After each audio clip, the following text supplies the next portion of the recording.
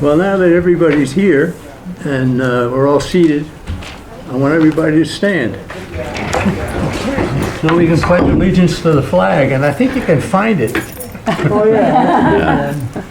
I pledge allegiance to the flag of the United States of America and to the republic for which it stands, one nation, under God, indivisible, with liberty and justice for all. Very good. Well, let me introduce myself a little bit. I was born and raised in Brooklyn, New York.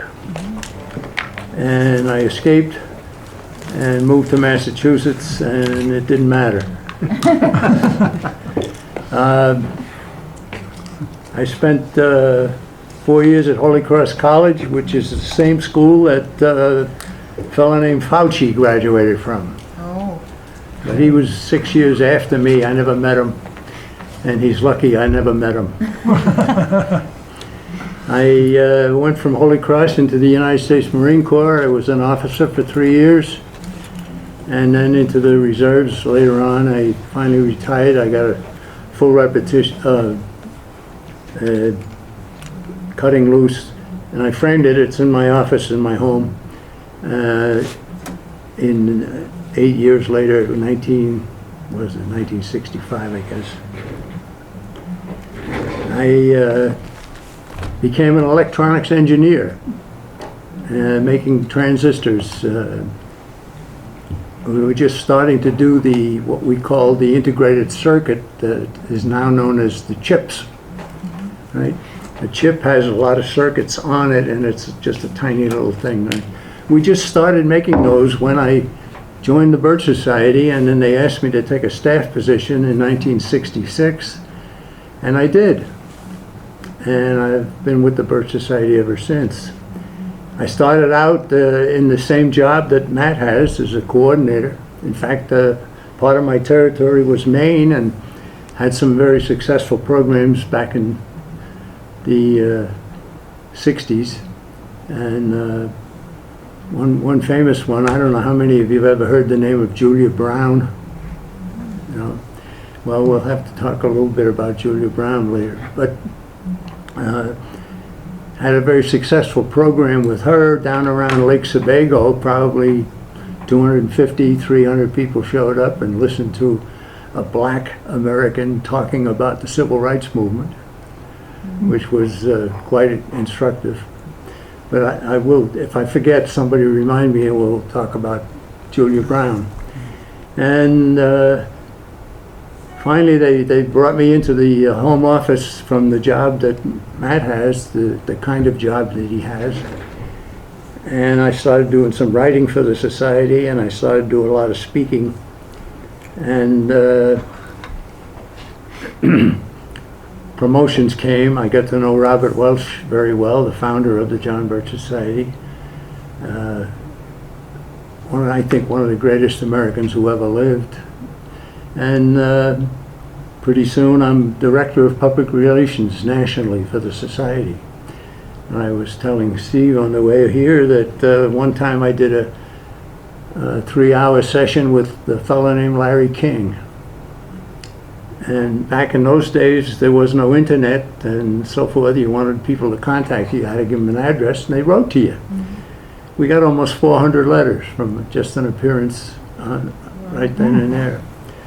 And that led to a lot of new members in the society. It was quite successful. So there was some turmoil in the society, and finally they made me president of the organization. I served that until a few years ago when I got past the age limit.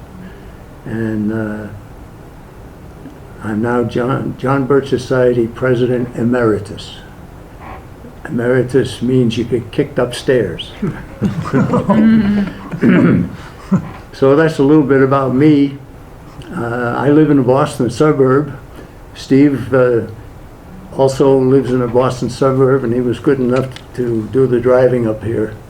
And Matt was good enough to arrange to have the program today, when yesterday was record high temperatures, and today is It's not supposed to be like this in Maine this time of year, right?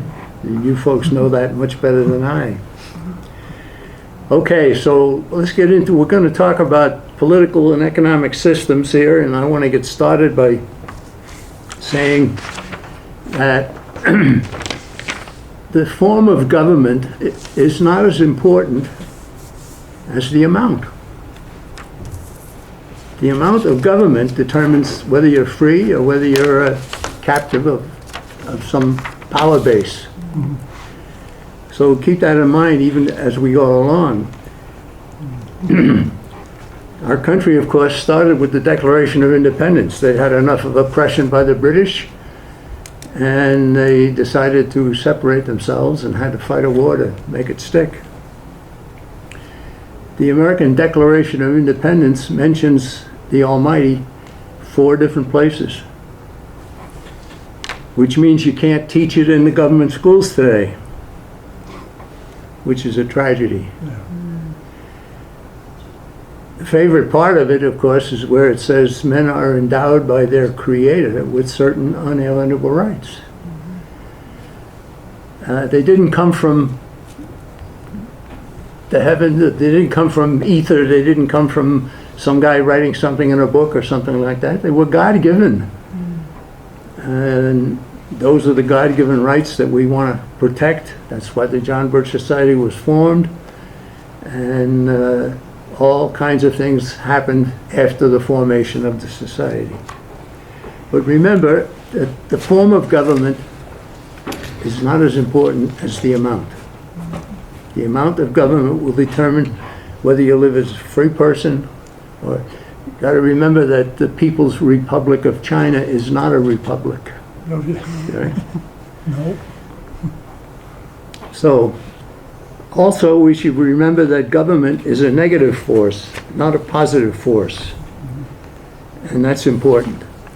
So, after I had joined the society and after they pulled me in from the field and gave me positions within the organization, I started putting together a speech that I called an overview of our world, and here's the text of it from way back in the 1970 period. There's a picture of a guy that you might recognize a few years ago, yes. No doubt about that. Now you have a folder that you give, everybody should have a folder, and I got one here in front of me. And if you open it up, it talks about political systems first and then economic systems. So let's just go through some of this, all right? Political systems, we got 5 of them listed here. Monarchy or dictatorship is ruled by one. Oligarchy, ruled by an elite, a few. Democracy, ruled by majority. Republic, ruled by law. Or anarchy, ruled by no one. And we're going to analyze each of these and find out that there really are only 2. We start off by saying that monarchy or dictatorship ruled by one doesn't really exist. It's always a group, and they put one up in front. They have their council of ministers, they have their leaders of the bureaus and so forth, and every supposedly monarchy has always had its council of nobles and earls, and the king was up front. So we're going to cross off monarchy or dictatorship and say it doesn't really exist as one. It's always a few, an elite. And that moves us over to oligarchy. An oligarchy is the rule of a few over everybody. And that's the most common form of government in all history. Every century, there have been oligarchs controlling the lives of the people and usually doing it criminally.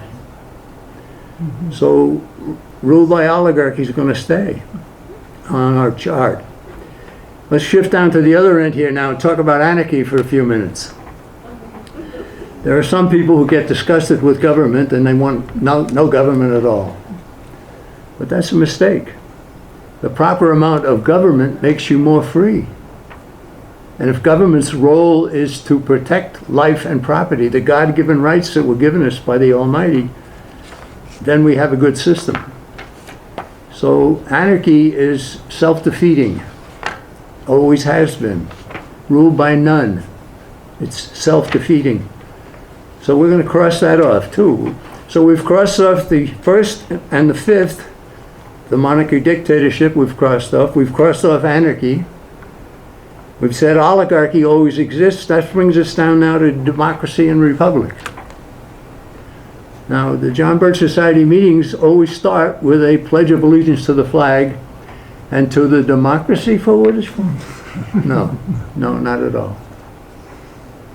In fact, among the founding fathers, there was no one who had any respect for the concept of democracy. Not a one. They all knew enough history. And happily, many of them didn't go to college. If you go to college today, you're going to get your brains laundered. Right? Be careful about that.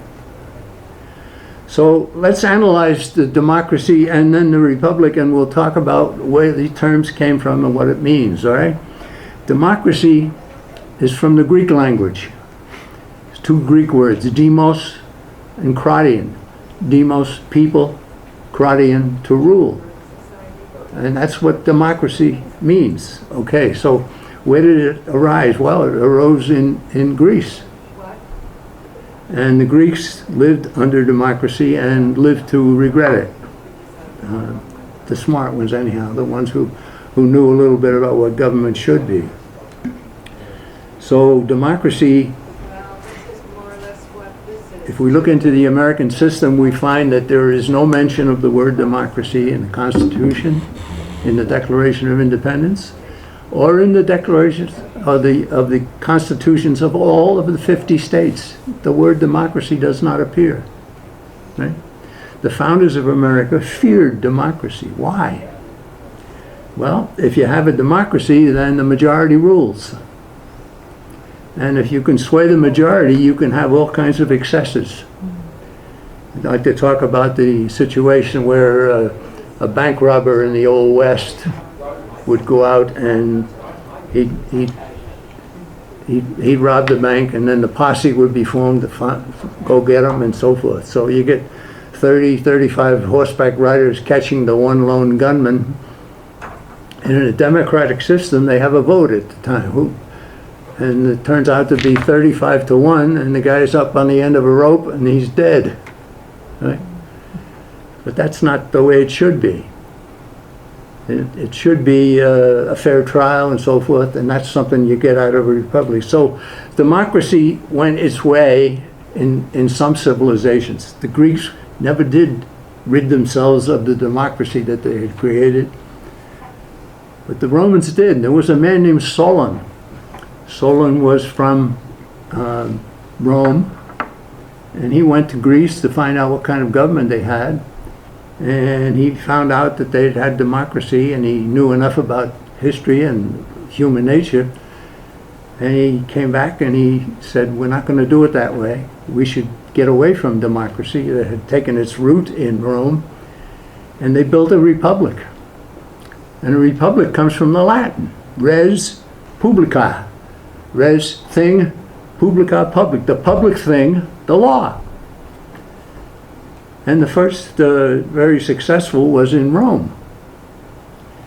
So in Rome, what happened? Well, they recognized that rights were inherent in the people.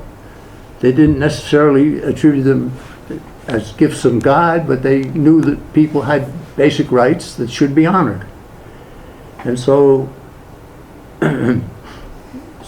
they built what became a republic. And true to what a republic was, the limitations were not on the people, but were on the government. They said government is a necessary evil, and we will make sure that it stays within its bounds and doesn't tyrannize the people. That's what you want, right? So pretty soon, there arose in Rome some demagogues. A demagogue is a teacher of the people, right? It's the same root as democracy. Instead of D-E-M-O, it's D-E-M-A at the beginning, but it's the same root, right? So what happened? Well, all of a sudden, there were people in government who started to say, well, we'll take care of you, right?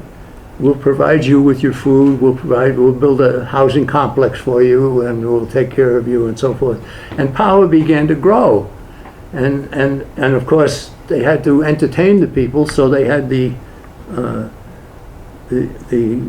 Roman circuses and so forth, and everything seemed to be going along all right until all of a sudden the government was branching out into every possible area and was abusing the people's rights. Well, resistance arose, but it wasn't enough, and the Roman Republic slid into a democracy. And some of the leaders of the democracy were people who said, we'll take care of you. And they did, right? To the disadvantage of the people they were taking care of, right? Well, finally, in Rome, the people woke up and they decided to overthrow the democracy that had begun. And they didn't look to Greece for what they wanted to do. They decided to form a government that was limited. And the limitations in the government were not on the people, but on the government itself. And they built a res publica, a public thing, a republic. And what happened in Rome? Well, Rome thrived, right? And then Rome became the ideal. And people everywhere looked to Rome, and it was people emigrating to Rome to try to live in a free system and so forth. Well, our founding fathers knew enough history to emulate what had happened there. They knew that democracy was a path to tyranny, and they knew that a republic was a path to freedom if you had a proper republic. And so they got together in 1776 and decided they'd had enough of oppression by the British, and they broke away and said, we're going to go it alone. And the British didn't care for that, so there was a war. And the war was fought and won by the people here in the United States, what became the United States. Now, they fought the war under the Continental Congress. And the Continental Congress was an attempt at good government. It was reasonable compared to what was going on in several other countries, but it wasn't good enough. At the end of the war, we were still under the Continental Congress, and they decided to revise the Articles of Confederation that had been put together. And so they got together in 1787, the founders, the leaders of our country, and they were tasked to revise the Articles of Confederation. And they scrapped them instead. They started fresh. And they knew enough history to take the lessons that Rome and Greece had left behind, and they formed a republic. They formed the Constitution of the United States of America, right? A governance system that has been praised by decent people in countries all around the globe, right? And true to what a republic is supposed to be, it's the rule of law, it's not the rule of man, right? Checks and balances, limitations on government, so forth, it's all there. So then they had to get it passed. How did you get the republic accepted by the people? Well, first of all, there was a woman in Philadelphia. They had the convention, of course, in Philadelphia. And there was a woman who met them outside after they had met for several months. In the heat of Philadelphia in the summertime, they came outside. And this woman said to Benjamin Franklin, "What have you given us, sir?" And he said, "A republic, ma'am, if you can keep it." If you can keep it. Important. So now they had to get it ratified. They said they overturned the Articles of Confederation. And there were 13 colonies, and the Articles of Confederation required anything to be changed had to be approved by all 13.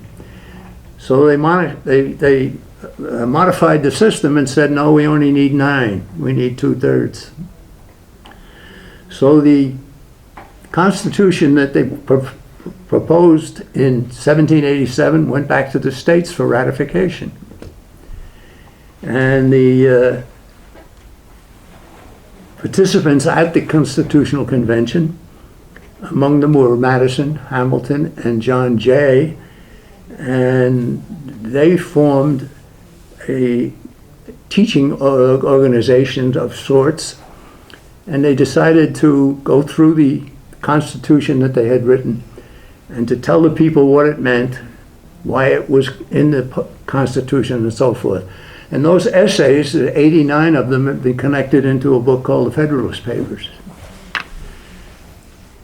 Years ago, when I first started working in the John Birch Society, first started as a member, I got a group of college graduate businessmen together who were willing to take a look at what the John Birch Society was all about and so forth. So I said, well, why don't we start off with the foundation of our country, and we'll meet every other week or something like that.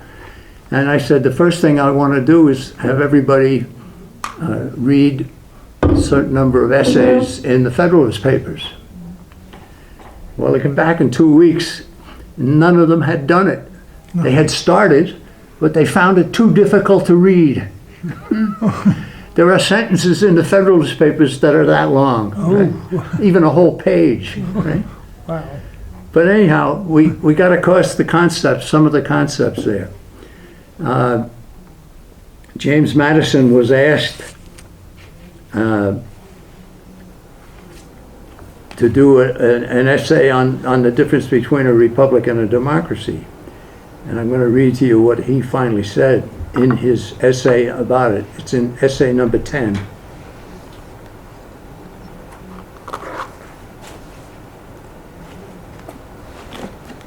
Well, where is it? Where did I put it? Well, I'm not going to find it very quickly, so. Madison said, democracies have ever been spectacles of turbulence and contention, have ever been found incompatible with the rights of free people, and in general have been assured in their lives as they are violent in their deaths. That's pretty good. You'll find that in Federalist number 10, right? And Madison wasn't fooling around. I think we printed that on the back of the Yeah. It's on the second page. second On page. top. There you go, third page. Hence it is that such democracies have ever been spectacles of turbulence and contention, have ever been found incompatible with personal security or the rights of property, and have in general been assured in their lives as they have been violent in their deaths.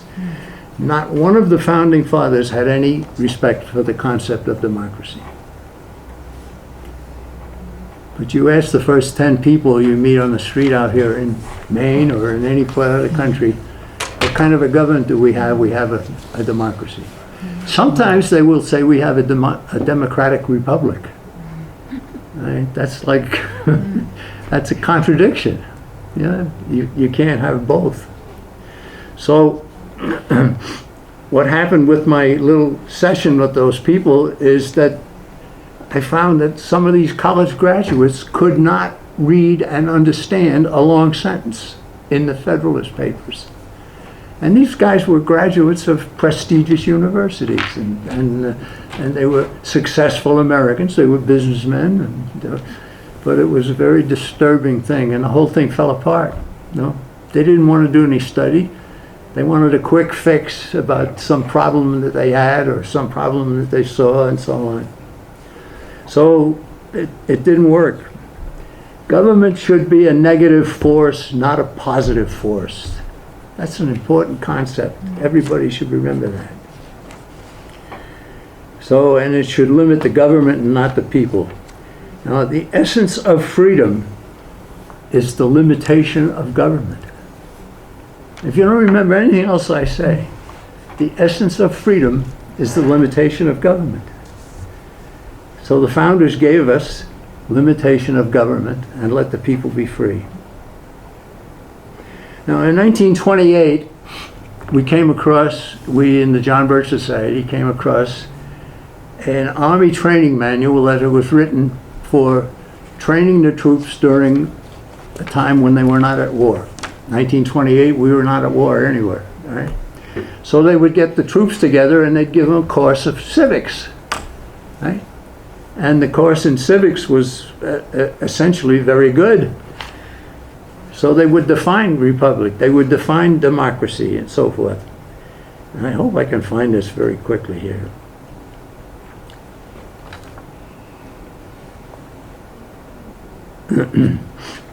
So what did they say? Okay.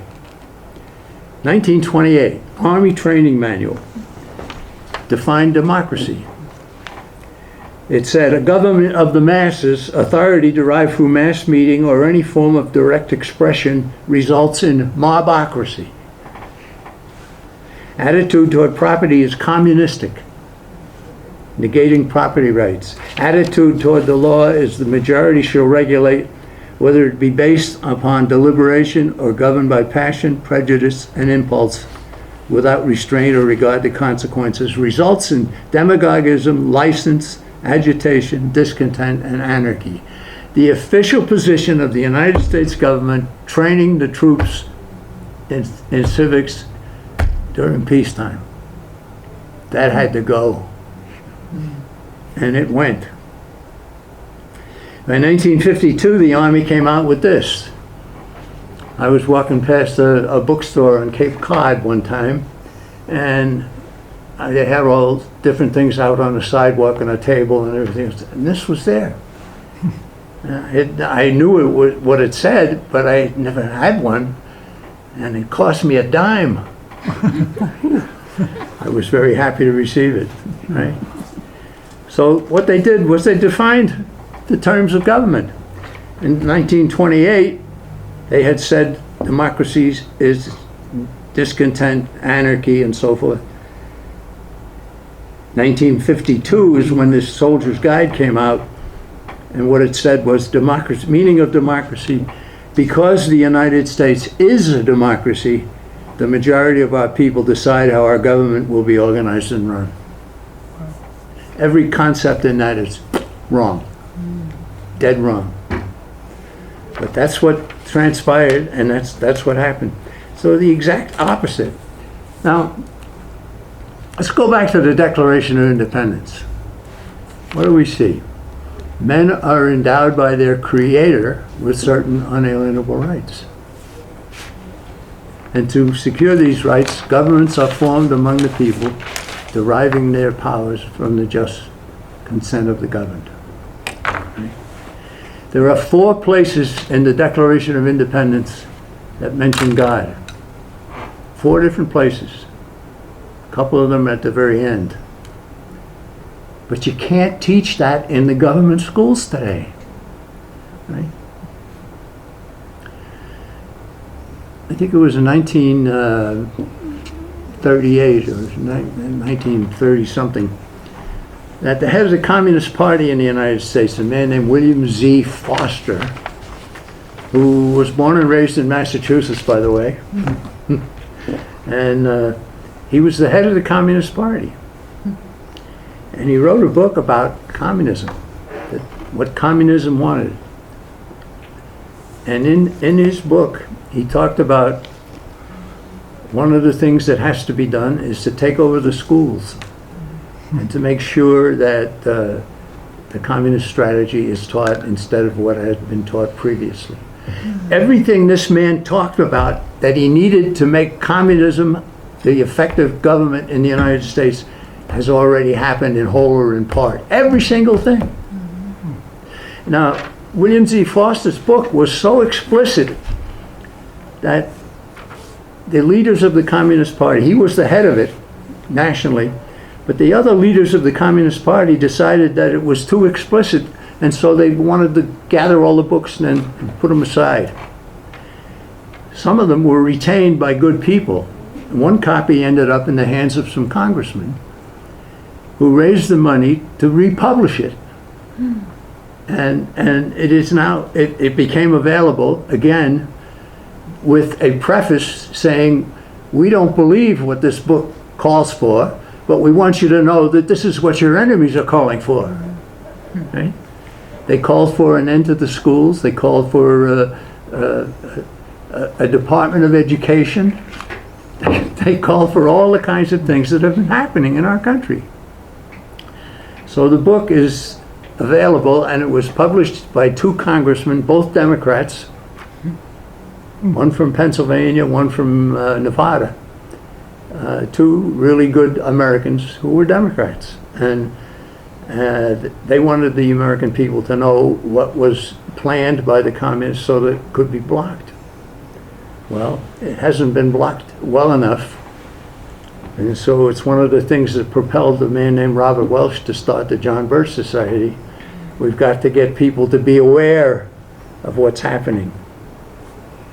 So we end up with the fact that we are a republic, not a democracy. And as Robert Welch always said, keep it that way. Right? Now, I know that there are good, honest people who will answer democracy and don't know any better. Even people who would say democratic republic, that's like saying dry water. You can't have dry water. Right? So Robert Welch decided to form an organization in 1958 to get the people to be aware. Awareness is absolutely essential in maintaining freedom, he said. And he's right about that. So we formed the organization and we started out. Let's go back to the little folder you have here now. We'll talk a little bit about economic principles.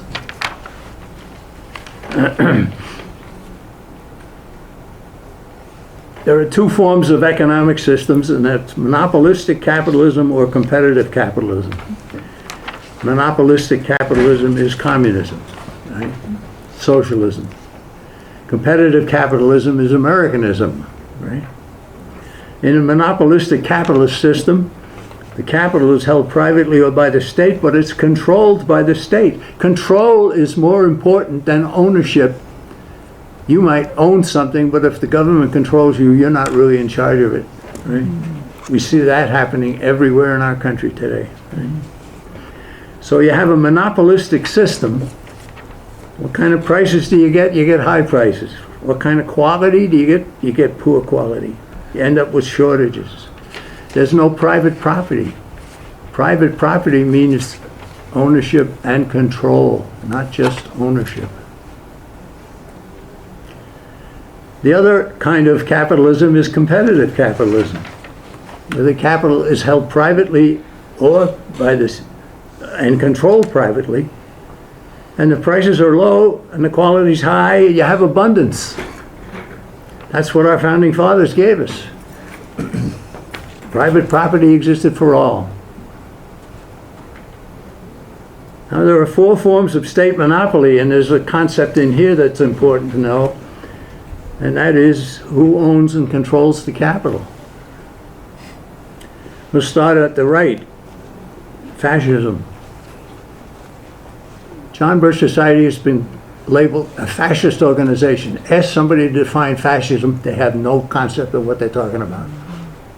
They don't understand it. Fascism is no capital is owned by the state, but it's all controlled by the state. You have people being told what to produce, when to produce, how much to produce, what price to charge, what they can do with their own property, and so forth. That's monopolistic capitalism. You get high prices, you get poor quality, you get shortages, no private property. Competitive capitalism, which our founding fathers gave us, is just the opposite, as I've mentioned.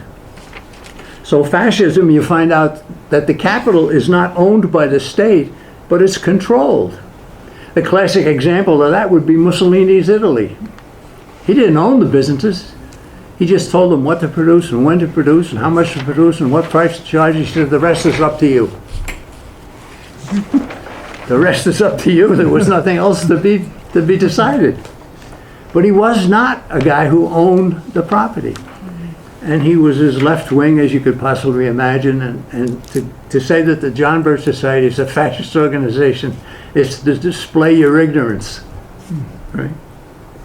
So then we see the next kind of, we're moving from the right to the left here under the forms of state monopoly, and we see Nazism, right? What does Nazi mean? What is it? What is the word? Well, some capital is owned by the state, but it's all owned by the state, like the fascism. So it's a refined form of fascism. So the Nazis owned the ironworks. They owned the coal mines. But there were others. There was some private property ownership of property, but it was controlled by the state. If you stepped out of line, the Nazi government would be in there to set you straight and so forth. So it's another form of state monopoly.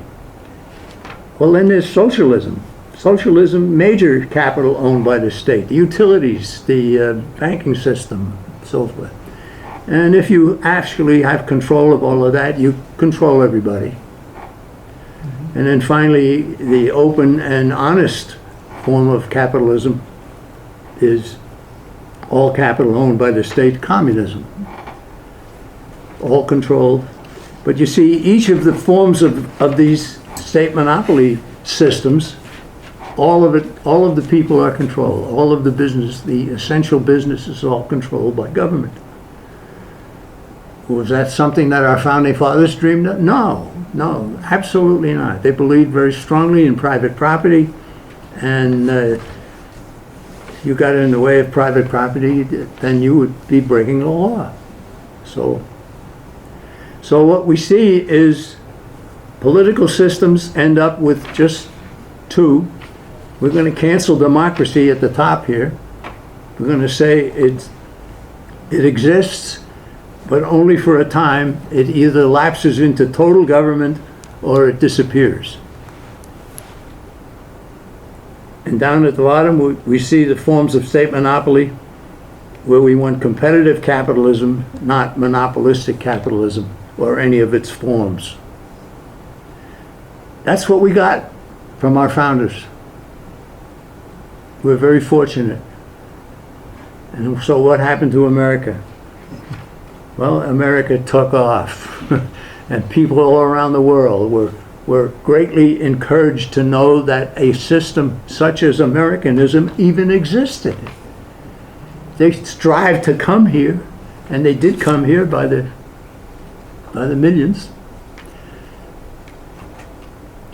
Way back in the 40s, there was a immigration law passed by Congress.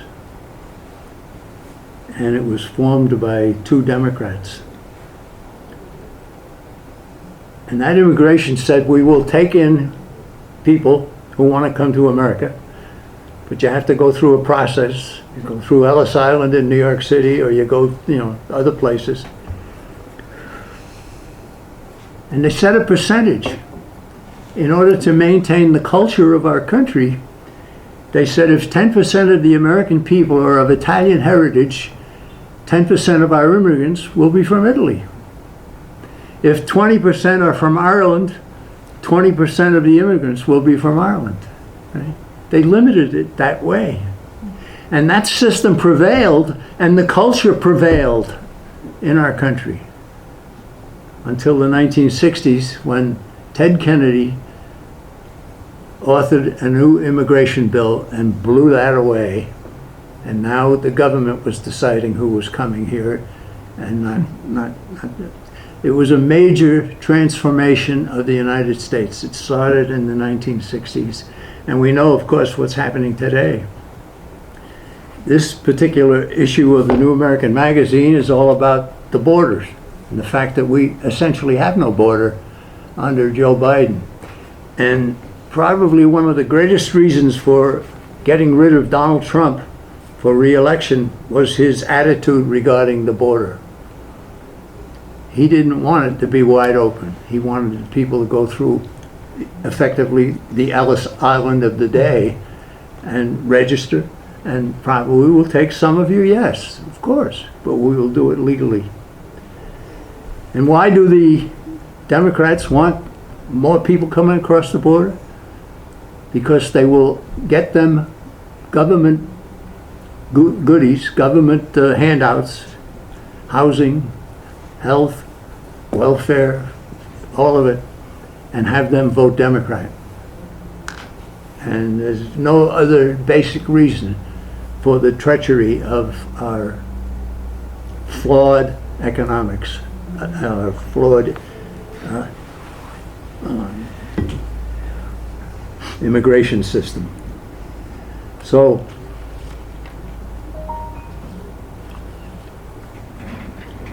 where do we go from here? Well, we can talk about a lot of different things. Let me see, I think I put it in here.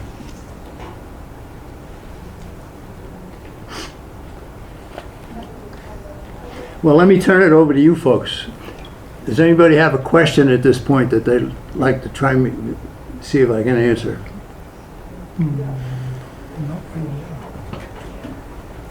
Well, I do.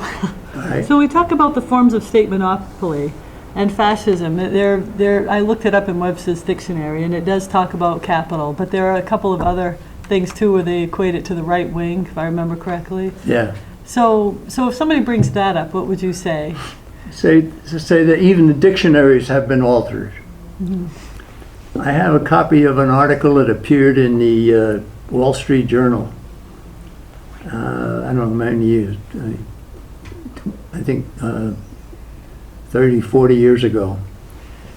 And the author of the article wrote about the fact that the dictionaries have been changed on the definition of inflation. And he gave the proper one, and then he gave the new one, and it was totally different. The dictionaries got corrupted. Now you go back to the French Revolution in France, from which France has never really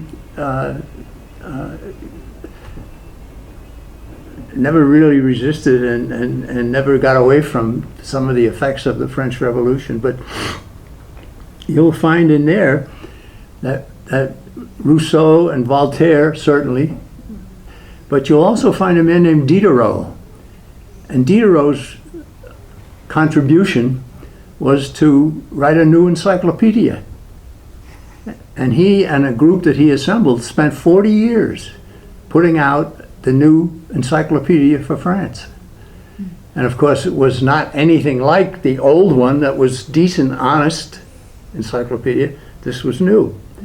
All right, so what do you tell people who say what you just say, I'm sorry to tell you that you're wrong, that fascism is not the American system, and it's not the system of the John Birch Society. You could ask them, Sorry? Excuse me? Can we get a hold of those old dictionaries somehow? Or? I don't have the old dictionary. I just have this article from the Wall Street Journal, which is sufficient. Right? Yeah, that's true. Yeah, if you want... Perhaps it's time for us to start hitting the old bookshops Right. before they go away, because they are getting rid of those shops. Well, Matt, you've had some experience with that. Yep. Buying. What's that? You've had some experience buying the old dictionaries. Yeah, I mean, I keep old dictionaries in my house and old encyclopedia sets. I would recommend everybody find themselves an old Encyclopedia Britannica from 75 and below, you know. But before that, I had a customer that was buying all my encyclopedia sets about, I don't know, 30 years ago. And I thought, wow, that's weird. But she said, they're changing all the information, so. Are they available on Amazon or? They're available on Amazon. I would say another source would be yard sales or estate sales. eBay. So I've been eBay. I've been some estate sales where these people have had massive libraries, you know, and you go in there and they have every book, you know, that was just about ever printed. So that might be a good source of encyclopedias. I'm always amazed what's at the chicken barn. They have a huge catalog of books, Yeah. and I get a lot of my stuff from there. Just 'cause do I'm you? too Chicken cheap to farm. buy. Yeah, you'll probably be driving by that if you go Route 1. Okay, any other questions? We move on? I got a question. What? Well, I was wondering about examples of fascism. Is it when the state controls everything? No, you are left as the owner, and you're supposed to worry about the maintenance on the building and cut the grass and Oh, I this and see. that. But the government tells you what you do and how much you do and so forth. That's fascism. That's fascism. Isn't that like a homeowners association? Could be, could be. They're all I mean, commies, not yeah. that you couldn't have a good homeowners association, but Right. a lot of them become very fascistic and if you ever said that to them, they'd erupt them. You go, you calling me? Yeah. Like, I have a question. yeah. You were talking about in 1938, some communist ideas were put forth about the schools and other Yeah. stuff. Is there a book or a name I can research for more about that? I have a copy of the book. I didn't bring it because you could only get so much in my briefcase here. But the book is by William Z. Foster, Oh, right. and its title is "Toward America," toward communism. Is what? I forgot. Is it "Toward America" or is it "Toward"? Oh.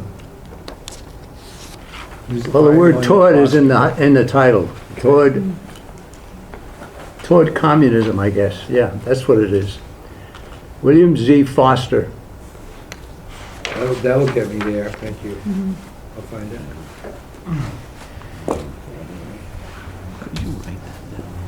You know, the communists actually went to libraries around the country and took that book out of the library. When it was so explicit that it was making people anti-communist. Wow. Yeah, it had just the opposite effect that what they wanted. Now, let me give you a truism here you might want to write down. America became great not because of what government did, but because of what government was prevented from doing by the Constitution. The Constitution of the United States is not a grant of power to do this and this and this. Much of it is you can't do this, you can't do that. And a lot of things are left out because the attitude of the founding fathers were, if we don't authorize, then it can't be done. It's like forbidding it by silence. And There was an amendment after the fact. did you bring any of wasn't those there? copies of the Change Constitution? that.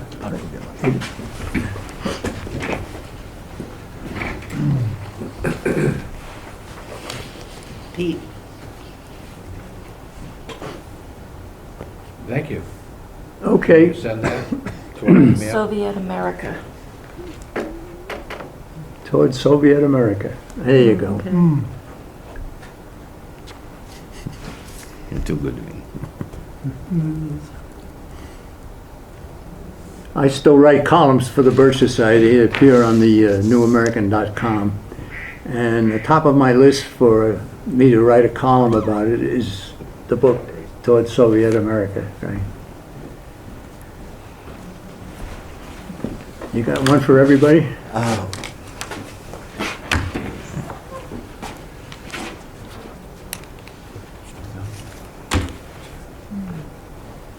Thank you.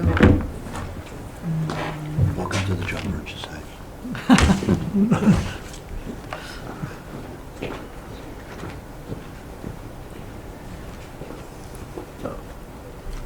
Okay, one of the big topics for concern today for us in America is inflation. And inflation is not rising prices, it's creation of unbacked currency. Okay? You will not find that. In fact, the article that I mentioned that appeared in the Wall Street Journal where the dictionary had been changed was to change the definition of inflation. Can you say it again? The inflation, The first statement you said about the. inflation is not rising prices. Right. Inflation is creation of unbacked currency. Oh, yes, got it. Evaluation of, yeah. In 1930, $10,000 could buy you a modest home. By the year 2000, a similar home would cost $300,000. The change in the price resulted largely from destroying much of the dollar's value through inflation. In 1930, when you could buy a house for $10,000, money was gold and silver. Back then, the U.S. Treasury issued paper certificates containing a printed message on the bills themselves saying gold certificate, silver certificate, right? Exchangeable in that, and I have pictures of it in this booklet that I wrote, pictures of the currency. Here's a 1928 gold certificate, and it says right across the top, this certifies that there is on deposit in the Treasury of the United States of America $10 in gold coin payable to the bearer on demand. Yep. Can't find that anymore. So then we went to silver certificates. Franklin Roosevelt took us off the gold standard, and he asked the American people, as patriotic Americans, to turn in your gold for paper. And people did. Well over 90% of the people did turn in their gold for paper. Oh, I know. I'm on. And the others were considered having broken the law. Sound money. Are they gonna take our gold again? Well, they're going to try. Sure. All right. So in 1934, we at least still had silver certificates. That's this one. Yep. The silver certificate says, this certifies that there is on deposit in the Treasury of the United States of America $10 in silver payable to the bearer on demand. All right, so we're still in pretty good shape here. We don't have the gold certificate, but we have silver certificate, right? Until 1971, when Richard Nixon took us all to silvers. Yep. So then we come out with the kind of currency you hold in your pocket today. What is it? Well, it just says Federal Reserve note. It's not a U.S. government treasury anymore. Right. And it's redeemable in nothing. Right. It's a promise that'll never be kept. Monopoly money. Monopoly money. Good point, right? Well, what did the Constitution say about money? All right, let's look at it. Article 1, Section 8.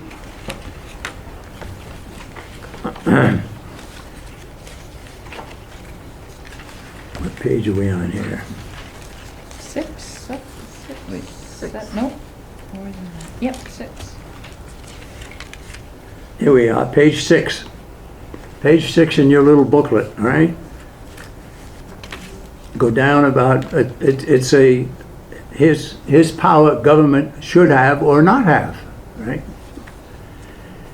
You go down about the 5th one, the power to coin money. Regulate the value thereof and a foreign coin and fix a standard of weights and measures. Okay, let's examine that. We start off by saying you can't coin paper. Right? So the government had the power to coin money. What did that mean? That meant that you could take your gold or your silver to the U.S. Mint that they started in 1792, and you could ask them to smash it into coinage of a fixed size, weight, and purity. And there was no charge. You could rush to the head of the line if you paid a little extra fee. Right? But that's what the purpose of this article of the Constitution was. The purpose was to have a mint to establish proper coinage. And it goes on to say, regulate the value thereof, right? Well, if you regulate the value of the coinage by the amount of ounces it is, right? And a foreign coin. They put out a standard. They said that a British pound is the equivalent of so many American dollars, right? fix the standard of weights and measures. There's 12 inches in a foot, there's 3 feet in a yard, there's 5,280 feet in a mile, and so on. Right? That's the kind of thinking that the Founding Fathers had. They went to important areas and they spoke out about them, and they gave us the Constitution, which is why it was ratified. So, coining money, well, that was supposed to be the sum total of what they were doing with the grant of power. Congress shall have the power to coin money. And just keep remembering, you can't coin paper. Right? For several decades, U.S. currency has not been issued by government, by a privately owned entity known as the Federal Reserve. And we don't know who owns it. The powers given to the Federal Reserve have never been impeded. And there have been some decent congressmen over the years who've tried to get an audit of the Federal Reserve. Who owns it? What do they do with their power, and so on. Ron Paul of Texas was certainly a leader in that. There are others who feel the same way, but the Fed has grown to be the issuer of currency. Yep. Now, the $10,000 price that I talked about for a home in 1930 has steadily risen and is now nearly $500,000.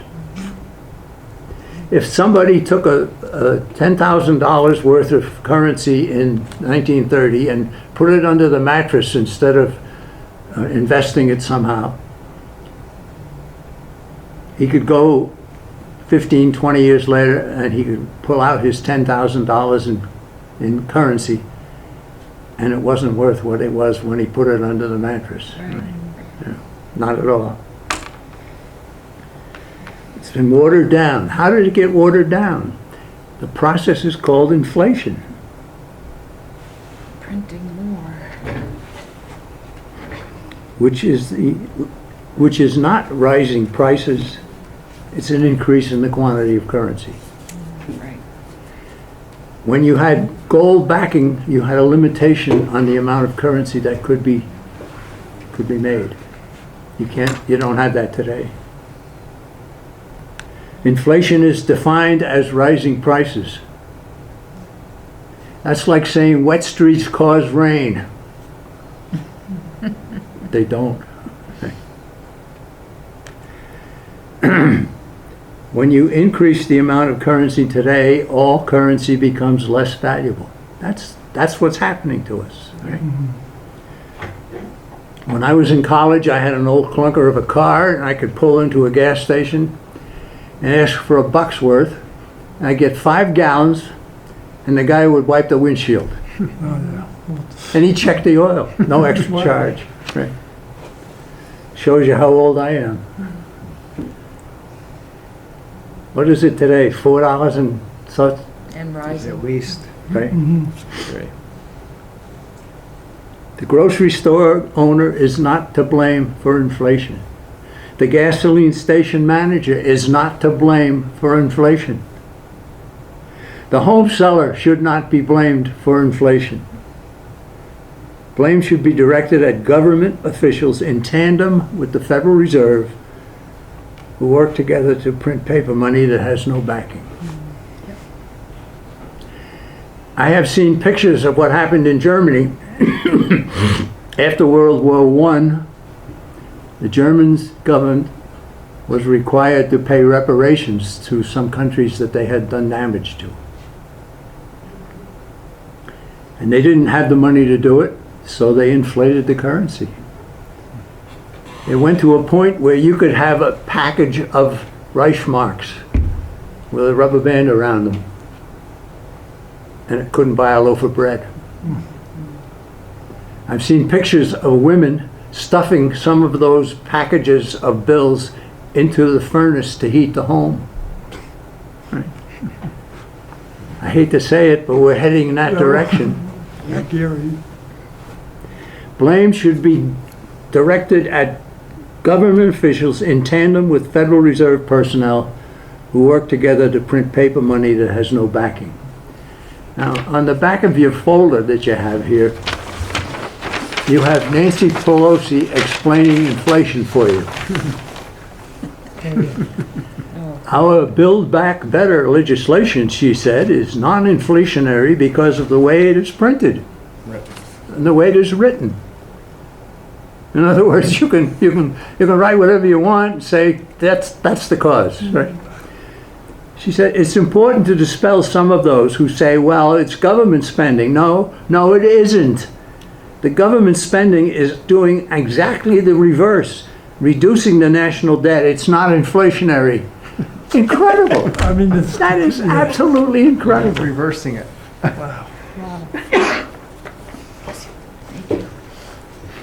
How does she keep getting elected? I've always wondered that. I mean, Anybody could see reducing that the she debt. could get away with that and not be trashed by the media shows you what the media is. The media is not your friend. Right? So over the years, there have been some astute people who have told us what inflation really is and what it does. Vladimir Lenin, 1920. He was quoted by John Maynard Keynes, a British socialist, and he said Lenin is said to have declared that the best way to destroy the capitalist system was to debauch the currency. Now that word debauch is not very well known. I can remember giving a talk on this subject out in Colorado, and there was a young reporter from the local newspaper, and the next day I read in the paper that the speaker had talked about the need to overcome the debauching of the currency, D-E-B-O-T-C-H. No. She was a college graduate, unfortunately, right? So Lenin is said to have declared that the best way to destroy the capitalist system was to debauch the currency. The process engages all the hidden forces of economic law on the side of destruction and does it in a manner which not one man in a million can diagnose. That's what Lenin said. Henry Hazlitt was an American economist. He used to write for Newsweek magazine once he went out of business. He was good. He said, inflation tears apart the whole fabric of stable economic relationships. Its inexcusable injustices drive men toward desperate measures. It leads men to demand totalitarian controls. It ends invariably in bitter disillusion and collapse. Every part of that is correct. Inflation can indeed destroy our country. Yep. William Shirer is an establishment figure, and he wrote a book about Nazi Germany called The Rise and Fall of the Third Reich, and his book came out in 1960, and there's a lot of good history in the book. He said in the early 20s, the German people knew that a large bank account could not buy a straggly bunch of carrots, a half a peck of potatoes, or a few ounces of sugar, or a pound of flour. They knew that as individuals they were bankrupt. Such times, said Shirer in 1920s, such times were heaven sent for Hitler. Because inflation will destroy to the point where people will clamor for a leader. Because they're hungry. That's what happened in Germany. History teaches that the existence of precious metal-backed currency is essential in any country desiring freedom. So that's one of the tasks that has to be undertaken. I have a question related to that. So Russia going to the gold standard, what are your thoughts on that? I think it's largely a publicity stunt. You don't think they really did it? Well, I think they've done it in part, right? A publicity stunt. Is the BRICS, I don't trust Vladimir Putin any further than I can throw this building. Yeah. is the You can't be BRICS, the head of the KGB and be a good guy. And he is was the BRICS for many, many banking thing years. a real thing? So I don't think it was in 2011, this famous newspaper column I talked about before, May 4th, 2011, the Wall Street Journal published an article entitled, "Using a Dictionary to Define Inflation Can Spell Trouble." The author, a man named Justin Lahart, noted that the definition of inflation had been changed. He cited a pre-2003 collegiate dictionary defined inflation as printing too much money. That's good. Then he pointed to the 2003 dictionary issued by the same company, Collegiate Dictionary, which stated as the definition of inflation, a continuing rise in general price level. Right? So you can't trust the dictionaries. You can't trust the encyclopedias. Who can you trust? You can trust the John Birch Society. Right? Not that we're perfect, not that we're without a stumble here or there or something, and that we apologize for, but generally speaking, right on. Right? Defenders of the change made in the dictionaries are simply defining words as people use them, as people have been taught to use them, right? Now, let's go back to the Constitution. The Constitution has a Bill of Rights. God's gifts to mankind, not favors bestowed by government, right?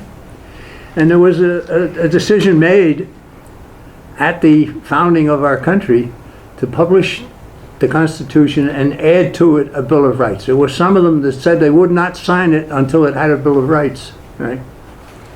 And so the Bill of Rights came.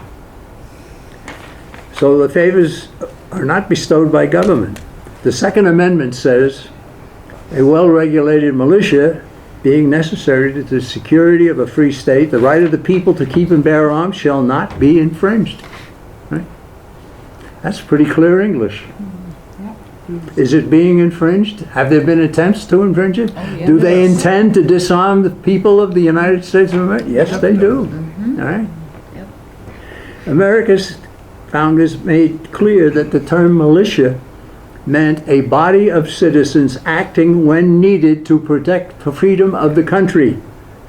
The authors of the amendment did not believe that a militia's role consists only in opposing a military invasion. A militia can stop an insurrection within the country, in addition to a force that might.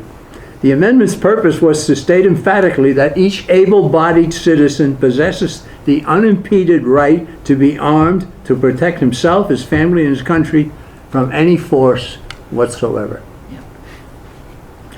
The Supreme Court decided in 2008 a good decision was handed down.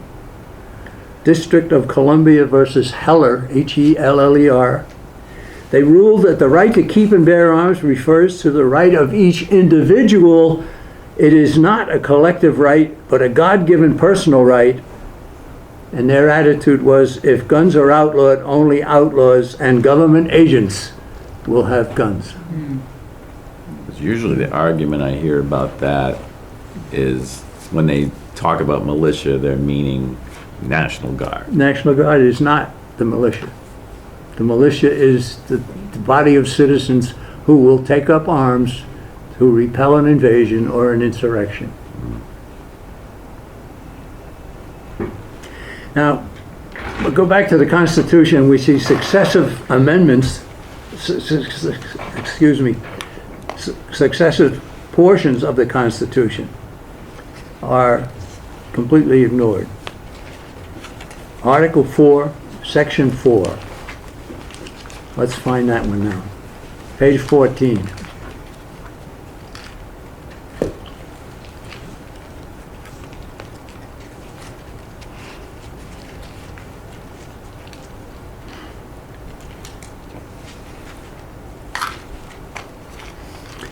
It's page 15. Section 4. The sentence reads, the United States shall guarantee to every state in this union a republican form of government. Right? That's enough. Right? Imagine the next person you meet who says we're a democracy. Show them that. Right? The word democracy does not appear in the Constitution. But it says that the government shall guarantee to every state in the Union a republican form of government. After the Constitution was formed and then the Bill of Rights was added to it, they went back to the states for ratification. That's what gave rise to the Federalist Papers. And one after another, the states ratified the Constitution. If you ever get to Delaware, you'll notice in Delaware, on the license plate on the car, it says the first state. Where did they get off saying that they're the first state? Well, they were the first ones to ratify the Constitution. They beat Pennsylvania by 4 days, and Pennsylvania's never forgiven them. Right? Okay, let's go on to another part of the Constitution.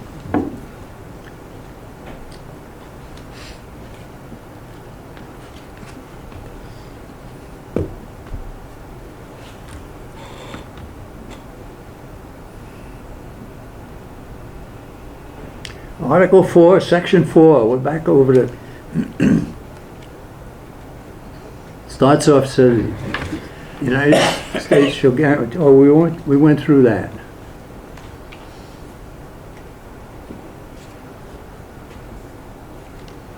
Oh, we'll read it again, the first part of it. The United States shall guarantee to every state in this union a republican form of government, and shall protect each of them against invasion.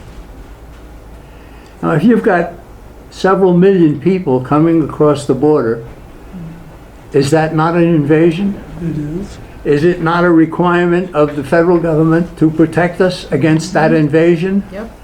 Have they done a good job at it? No. What recent president tried to do something about it and was voted out of office? Trump. In a stolen election.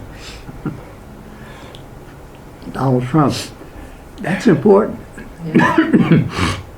When immigration was being allowed and tolerated, even welcomed, you had to go through a process. I mentioned Ellis Island before, right? Had to go through, a lot of people, my people went through Ellis Island, my ancestors, right? So President Biden has abolished several steps taken by Trump to stop the ongoing invasion. He terminated the wall building.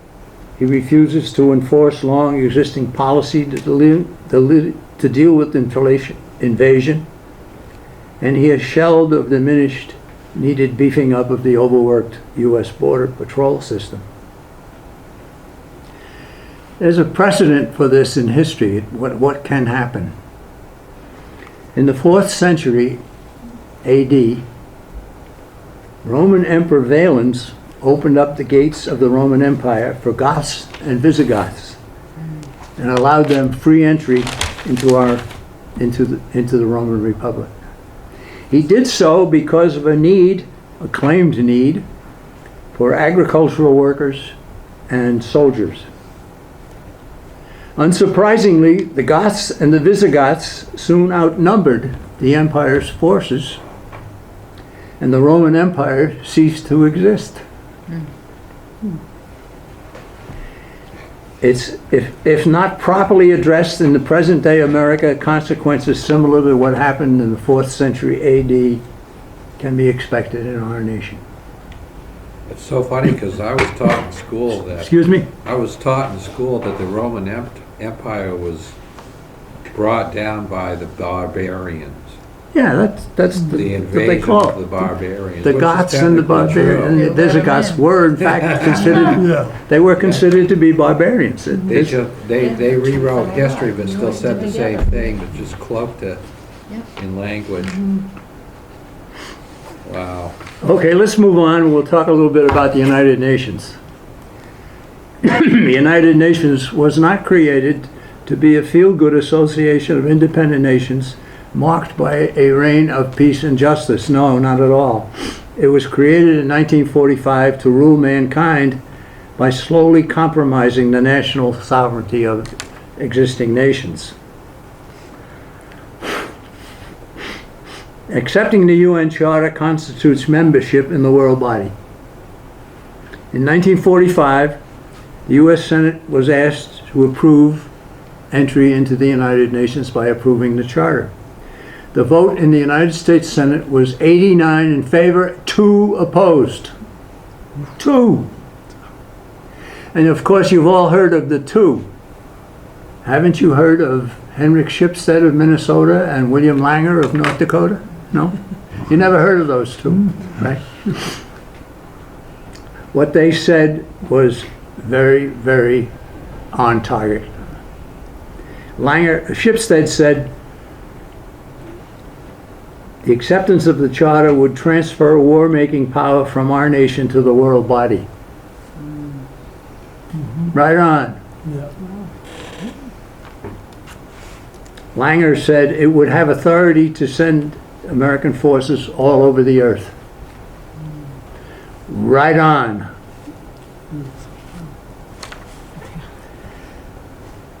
Early warnings stemmed from studying the Charter of the United Nations. Article 25, one sentence, fairly small sentence, it says this: consider yourself a U.S. Senator, 1945.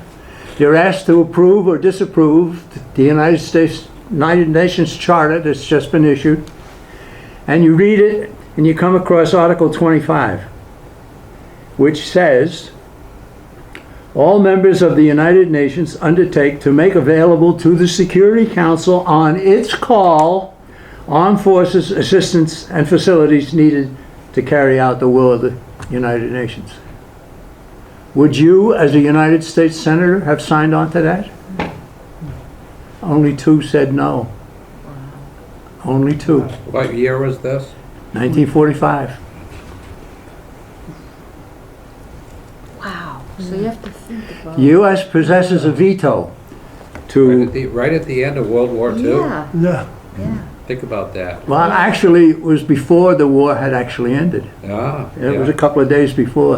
The war actually ended when Japan... First, Germany surrendered in Right. May, and Japan surrendered on August 14th, 1945.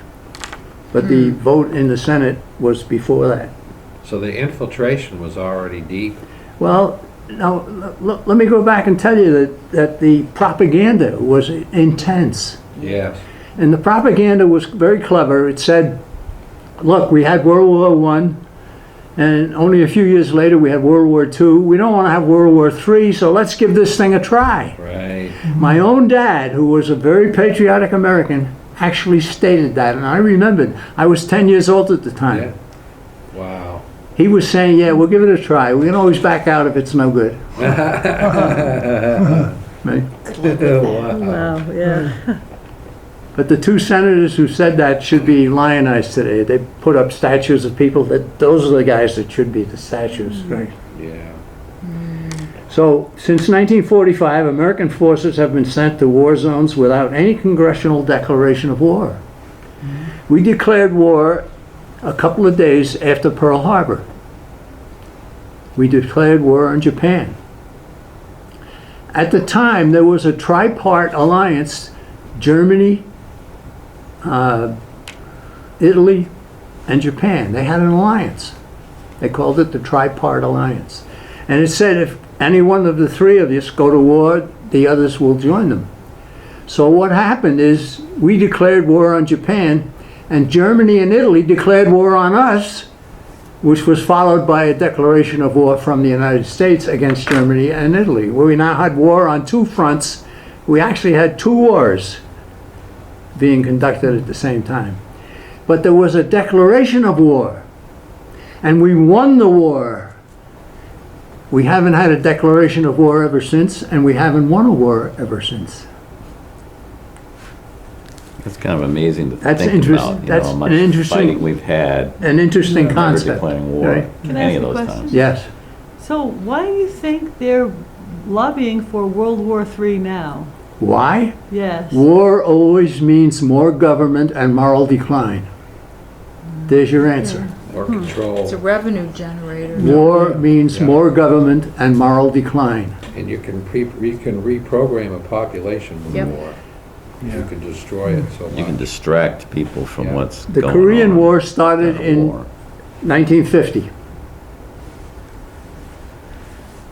and it still exists, in fact. There's a stalemate that has been started in 1953, but the war has never ended. It could start again tomorrow. President Truman was the president at the time. He was asked where he got the authority to place U.S. troops in a non-U.S. command, even in a war. And he responded by saying he had already sent troops to Europe, and if he could do it in Europe, he could do it in the Far East. Where did he send those troops to Europe? NATO had been created 1 year before that. And it was under NATO that the authorization Truman used to send troops to NATO. And he didn't say NATO at the time, he said Germany, which is where the NATO troops were. Advocacy over UN power over our military has been achieved. Subversives within the U.S. government made a creation of NATO called CETO. CETO was what got us into Vietnam. And then after its job was done, it was abolished. But NATO continues. NATO is supposedly a reason for us to be concerned about what's going on in Ukraine. Because Putin has said many times he doesn't want Ukraine in NATO, and he doesn't want a NATO nation on his borders and so on. NATO, NATO, NATO, NATO. We should get out of NATO. Yep. NATO stands for North Atlantic Treaty Organization. Is Poland part of the North Atlantic? It's in NATO. NATO was started with 12 nations, it's now up to 30. Yep. Incredible.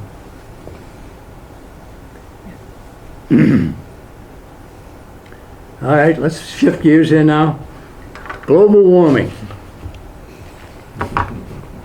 Climate control. Climate change. For 100 years, temperature and precipitation readings have been recorded at thousands of stations worldwide. They've established them by floating a buoy in the water. They've gone to the tops of mountains. They've gone to deserts. They've gone to other places. And they have records, 100 years old, of all the temperature recordings. Right? And what do they show? Overall, there is no dangerous warming or cooling traceable to human activity. End of discussion. Should be, but it isn't. Right? Predictions of looming atmospheric catastrophes because of depletion of the ozone layer was shown to be absurd, and they gave away that one, right? Right.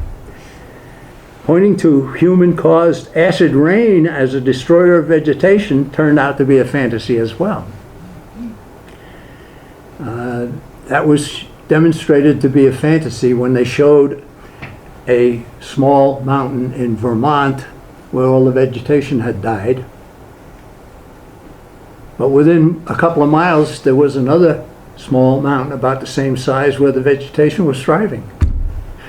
So it wasn't a common problem that needed national attention. It was used and seized as an excuse to take control of people's property. Right? How many Americans know that? Well, if they were reading the New American, they would know. Yeah. Right? That's why we want more people to subscribe and read the New American. Right? Yep.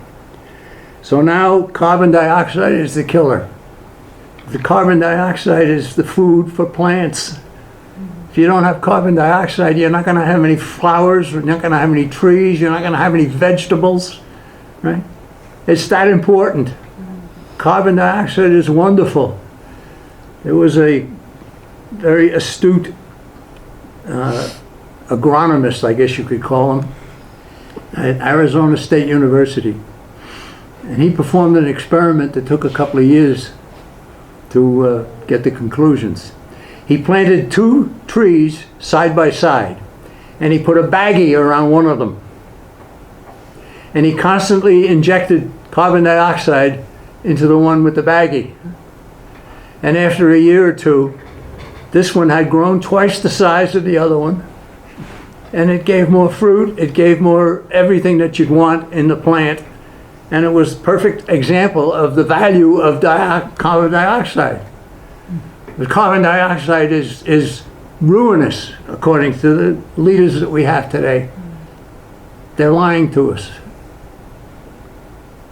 Or they're stupid. Or both. And I don't think most of them are stupid. Right? So environmental hysteria has driven numerous individuals and alarmists to propagandize the American people, and the objectives that they have are political, not scientific. Many environmentalists and politicians suggest the need to build a world government to control population, to reduce population, terminate the use of safe nuclear power, and more. If they achieve their goals, freedom will be gone. It's as simple as that. The global warming, climate change arguments are taking us to world government and destruction of our country. And that's what they were intended to do. Right? Can I ask a question? Okay. Many leaders deliberate and distort key portions of the U.S. Constitution. Right? An exceptionally excellent example of such dishonesty involves omitting key words appearing in the Constitution's Article 1, Section 8.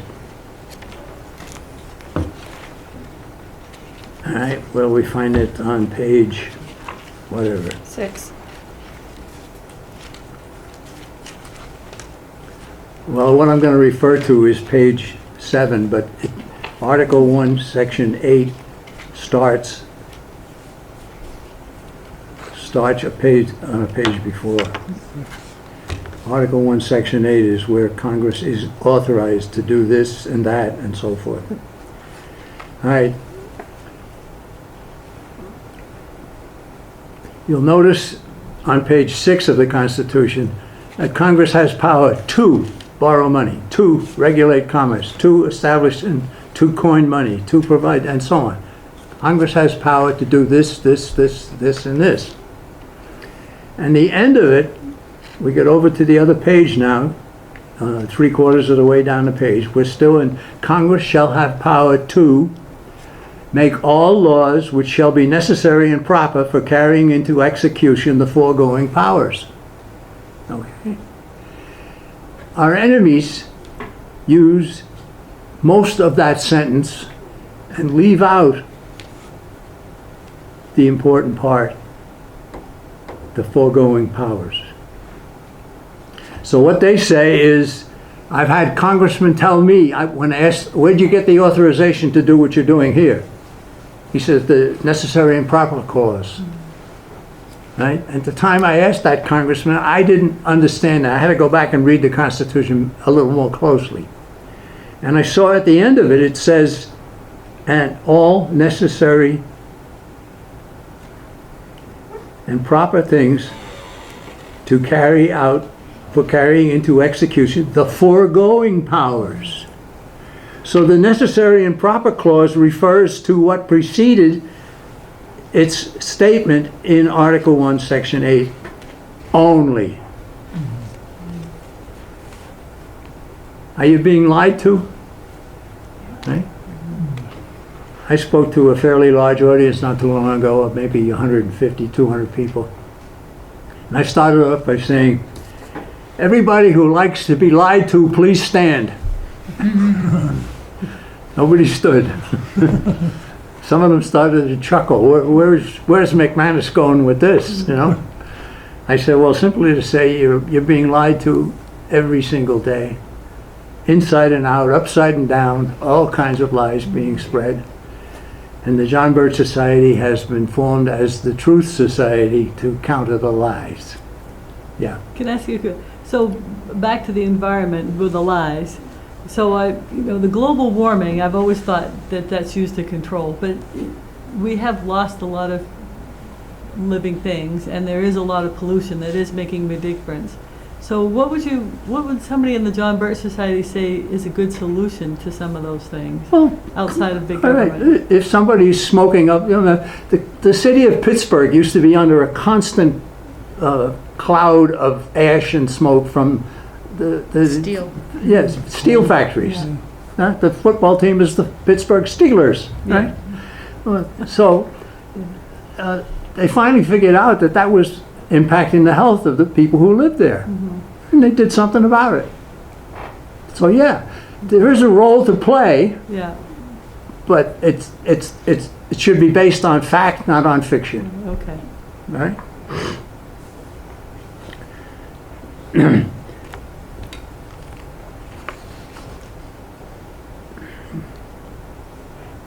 It's an even more basic argument than that. We're carbon-based life. Yeah, we are. And these people that are trying to lie to us about this, they're basically saying that carbon is bad. Okay, let's How does that go, make any sense? let's go back to the That's the Constitution. argument I would use right there. We'll go to Article Amendment 1. Page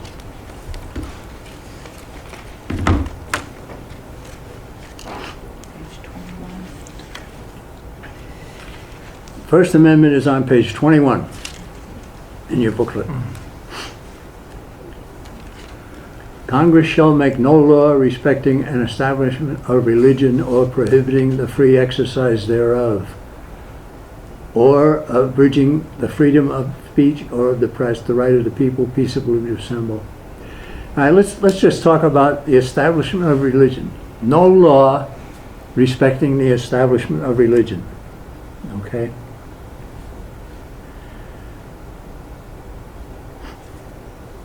It does not say that the schools paid for by federal taxation or duly created private organizations can't mention God Almighty or will be considered to have committed a crime by reciting a prayer. But that's what it has come to. Okay? For many years, the First Amendment's correct meaning did not call for canceling affirmation of God's existence or saying a prayer.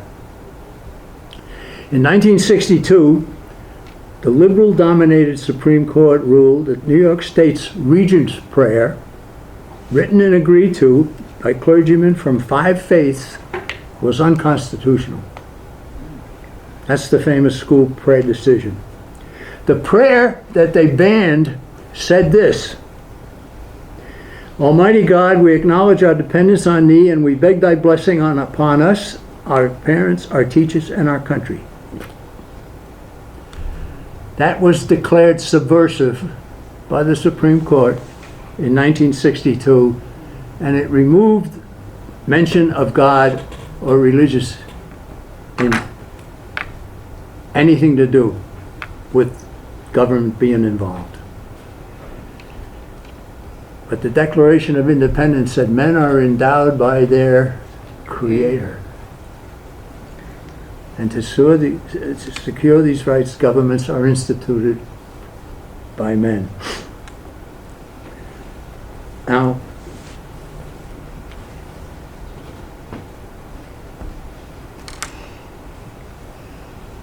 let me repeat that prayer. Almighty God, we acknowledge our dependence on Thee, and we beg Thy blessing upon us, our parents, our teachers, and our country. That was declared subversive by the Supreme Court in 1962.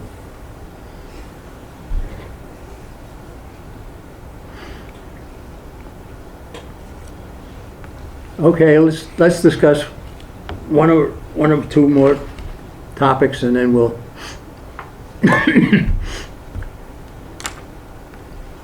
there's a flawed thinking that has been spread, and that is that socialism is tolerable, but communism must be feared. Okay? In the 1840s, a group of Europeans with membership in a group called the League of Just Men hired a guy named Karl Marx to produce the Communist Manifesto. He collaborated with Frederick Engels, and the two published their completed work called the Communist Manifesto. I have a copy here. Interestingly, they wanted to call their work the Socialist Manifesto, but socialism had become controversial, some crazies doing some things and so forth. And it's forced them to choose the term communist for their document. Right?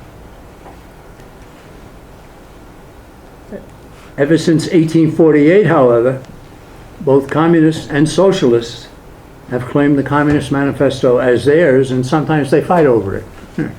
Who's the boss? Outrages committed by communist regimes during the past century and a half have led many who enjoy the benefits of freedom to allow socialism to prosper as long as it doesn't lead to communism. It is. It's the same. But you hear that attitude among people. More lies that we've been told, yeah. Oh, yeah. A nation conquered by communism is one where resistance remains. And they have to have a police force. They have to have the KGB, the NKVD, or whatever name was chosen for the police to enforce communism. On the other hand, nations that adopt socialism have freely chosen its implementation. In such nations, resistance to socialism is initially minuscule because the people approved it. Many grudgingly tolerate socialism, believing it to be the lesser of two evils, but socialism is the real goal.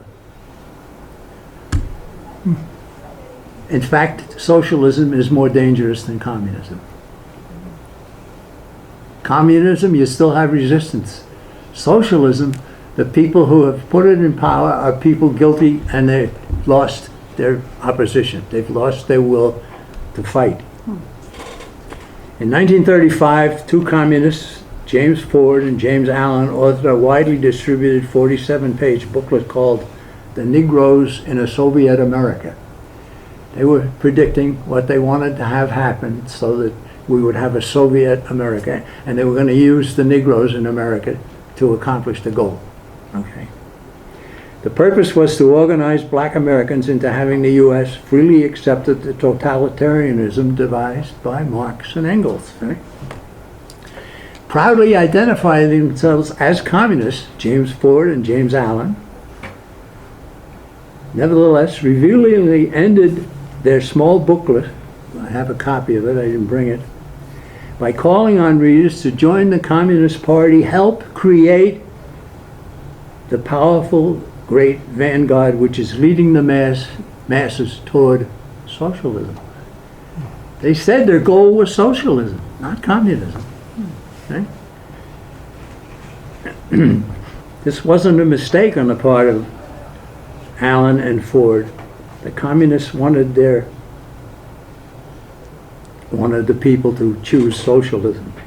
In the U.S. today, we have an avowed socialist named Bernie Sanders with a seat in the U.S. Senate, and he's not at all bashful about it. Right? He's like-minded allies in the Senate and House who prefer to call themselves Democrats or Republicans. Now, some of them have adopted the term progressive to cloak their dangerous preferences. Alexandria Cortez, Ocasio-Cortez, AOC they refer to her now. Good example of that. She's unabashedly a socialist. Their number grew after the elections of 2018 and 2020. They prefer to be known as progressives. Right? That's the Senator Warren from Massachusetts. She proudly calls herself a progressive. Right? She's dangerous. Right? So paving the way for the eventual takeover of what Marx and Engels wanted and always did want. They wanted it, socialism, more than communism. You can read that in their booklet. And we're heading towards that almost at warp speed. So let's finally, we go to federal dominance that has led many schools to become worthless. Dangerous to schools. In 1787, after the newly crafted Constitution went to the states for ratification, the series of essays called the Federalist Papers were carefully written. We've gone over that. Many college graduates today can't read the Federalist Papers. It's highbrow English, they say. Right? They don't like the idea that a sentence might take that much of a page. One sentence. So our federal government entered the field of education via the Department of Health, Education, and Welfare in the 1950s. Excuse me.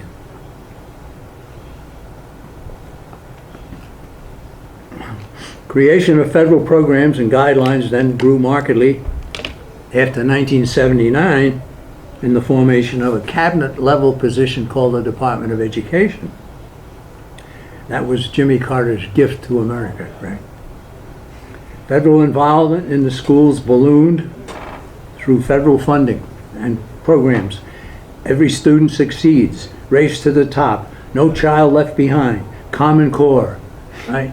Critical race theory, and so on. It's just one after another, right? Each contributed to a downward spiral that has left millions of youngsters poorly educated. It was never intended of the U.S. founders to have the national government dictating an education curriculum. Before the national government became dominant in this field, as it has become dominant today, there was competition among the states. Competition is an interesting thing. It produces excellence. Right? Imagine, instead of what we have today in the federal department running the schools in America, each state competing with the other states to be the best state. Mm-hmm. One of the things that they would do would be to have a good school system. I'm not saying that the states can't be involved in the schools, but let there be competition, and that will produce excellence. We get just the opposite. In his famous book, The Rise and Fall of the Third Reich, I mentioned it before, written by American journalist William Shirer, he pointed in part on the Nazi government's totalitarian educational goals. Shirer pointed to the deliberate miseducation backed by education in Nazi overrun schools. A portion of the directive written by Martin Bormann, who was Hitler's right-hand man, dwelt with developing procedures to handle the captive Slavic people and others besides the Slavic people. Schuyler included the following revealing passage in his section dealing with Nazi planning for captured peoples. Bormann's attitude, cited by Shirer, endorsed by Hitler, was certainly seconded throughout. Here's what Martin Bormann said. Education is dangerous. It's enough that they can count to 100. Every educated person is a future enemy. Religion we leave to them as a means of diversion. We are the masters. As for food, they won't get more than is absolutely necessary. We come first. Directive of Martin Bormann. Education is dangerous. If they can count to 100, that's enough. Every educated person is a future enemy. The John Birch Society is in many regards an educational organization, which is why it has become an enemy of the media, of government officials, of foundations, and so on and so on. Why it was targeted for extinction and survived during the withering days of the early 1960s, when the headlines were full about the fascists, the corrupt, the enslave-intending John Birch Society. We made it. And at the 10th anniversary of the society held in Indianapolis, where it was formed, Robert Welch was able to say, our chief accomplishment has remained staying alive. it was, I think there were 2,000 people at that 10th anniversary. And some wise guy among the council members, was kind of a fun thing to do. He asked Robert Welsh if he had ever joined the John Birch Society. And Robert Welsh ran back to the podium, grabbed the microphone and said, "No, I've always felt I could be more effective on the outside." There were 5 people who paid for a life membership for Robert Welsh on the spot. Wrote out a check and so forth. And the man who was the first to do that was industrialist from St. Louis. And his application for Robert Welsh's membership is signed at the bottom with his name as the authorizing the legitimacy of the 10th anniversary, finally getting Robert Welsh to join the John Birch Society. Federal dominance has led to many schools becoming worthless. I'm wrong about that. They're worth plenty to the enemy. Right? I've met all kinds of people, even members of the John Birch Society, who sent their son, their daughter off to college and got back something that they never expected. And were very sorry that they had done so. So the John Birch Society has started a school. We have a homeschool program, Freedom Project Education, and happily I can tell you it is booming. And they've done some things, very, very intelligent moves that they've made. There are a lot of Christian schools, small schools for a small Christian church somewhere, that don't have the ability to have a course in science or a course in something else. What they teach is good, but it's inadequate for the country we live in. And so they team up with Freedom Project Education, the John Birch Society's program, and they use that portion of our program in their school. And that makes us more members, more friends of the John Birch Society as well, and better educated children. So we got a lot of good things going. The John Birch Society has endured.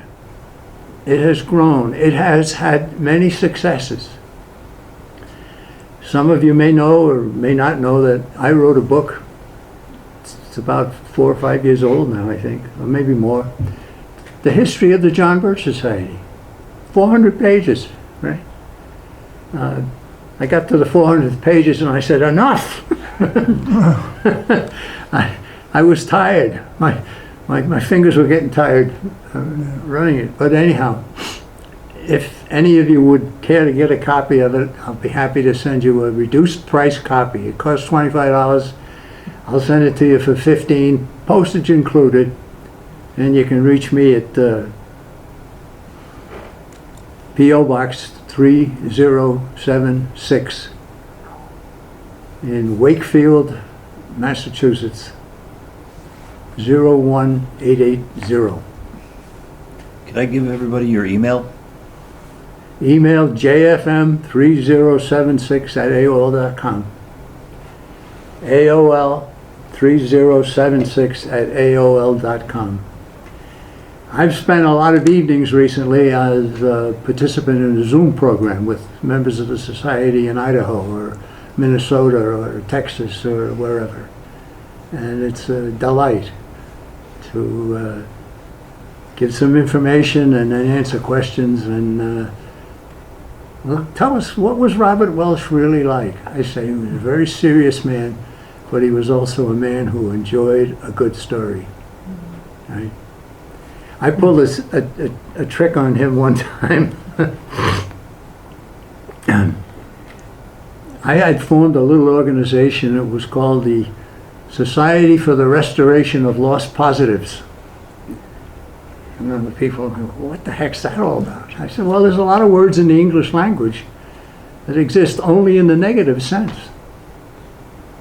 Uncouth, unkempt, dismantle. You can dismantle something. Nobody ever talks about mantling it in the first place, right? Ruthless? So I interrupted Robert Welch one time when he and I were having a session. He was instructing me about something or telling me what he wanted me to do or something like that. I said, you just used the lost positive. What are you talking about? So I told him. Well, he loved that kind of thing. He loved the playing around with words, right? So the next bulletin of the John Birch Society comes out, and he's writing about his close friend, member of the John Birch Society, governor of New Hampshire, a man named Meldrum Thompson. And he said Meldrum Thompson was the most shoveled man he'd ever met.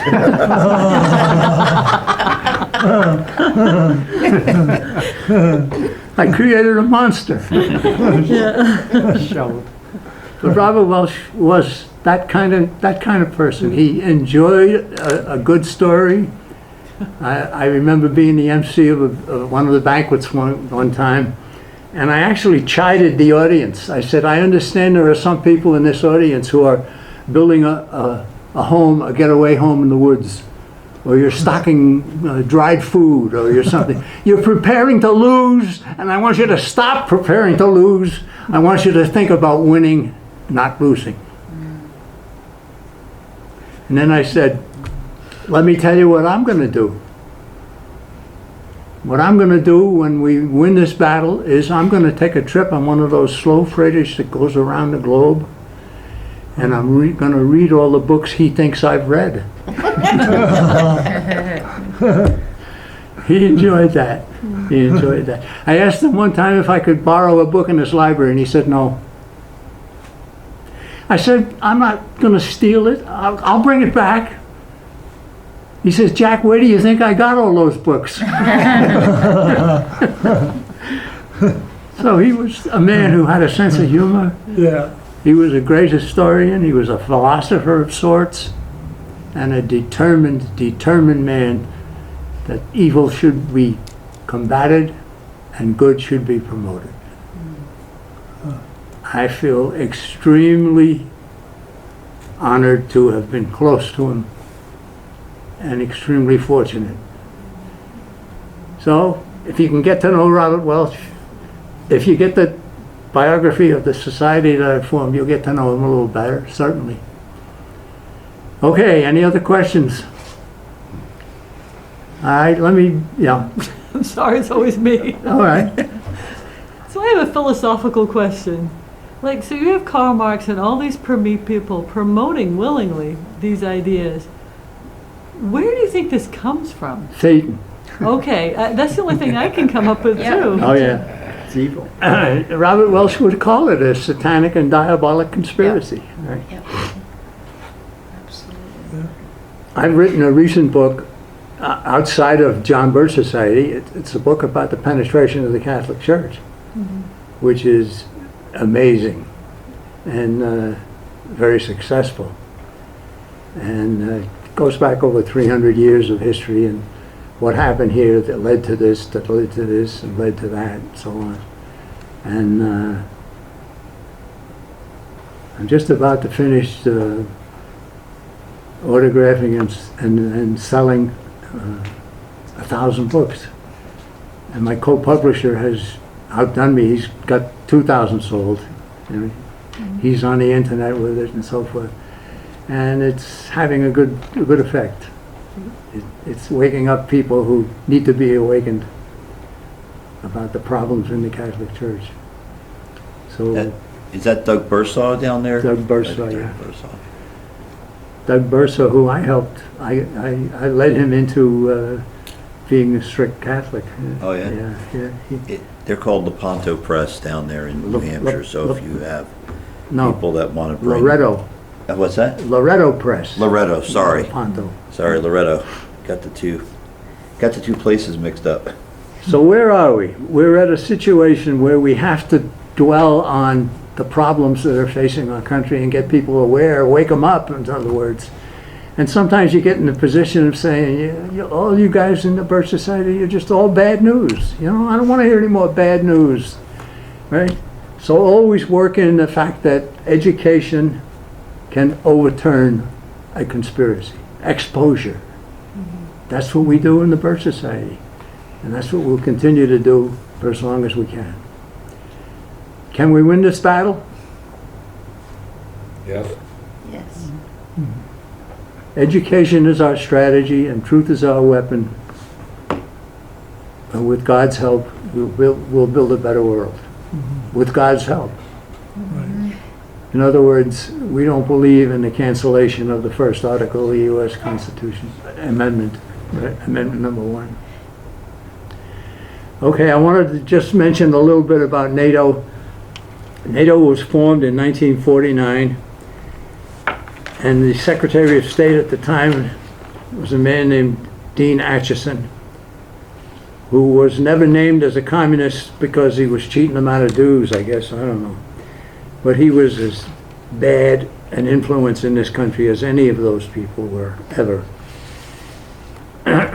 He stated in a speech to the Senate to get them to ratify NATO that it would strengthen the United Nations. He said that, and he was right. And they went ahead and voted approval of NATO.